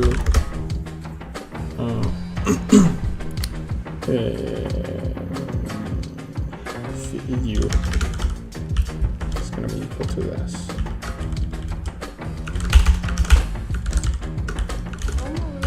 Do that.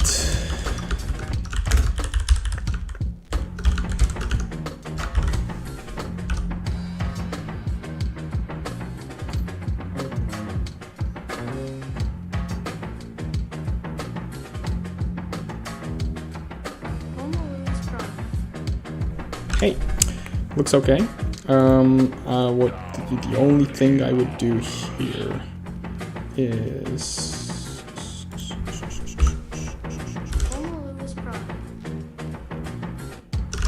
that maybe. No, that's terrible.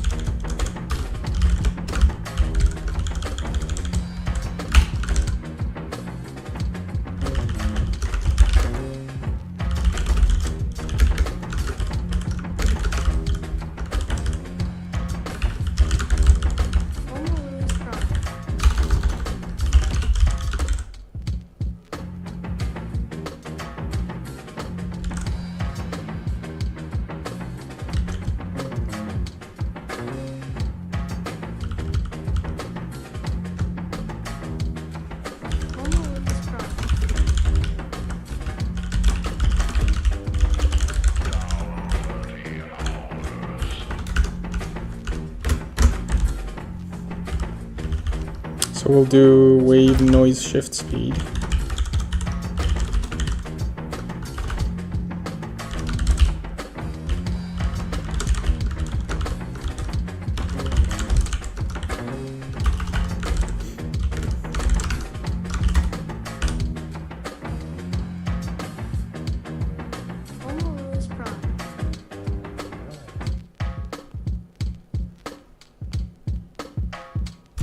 that looks pretty good.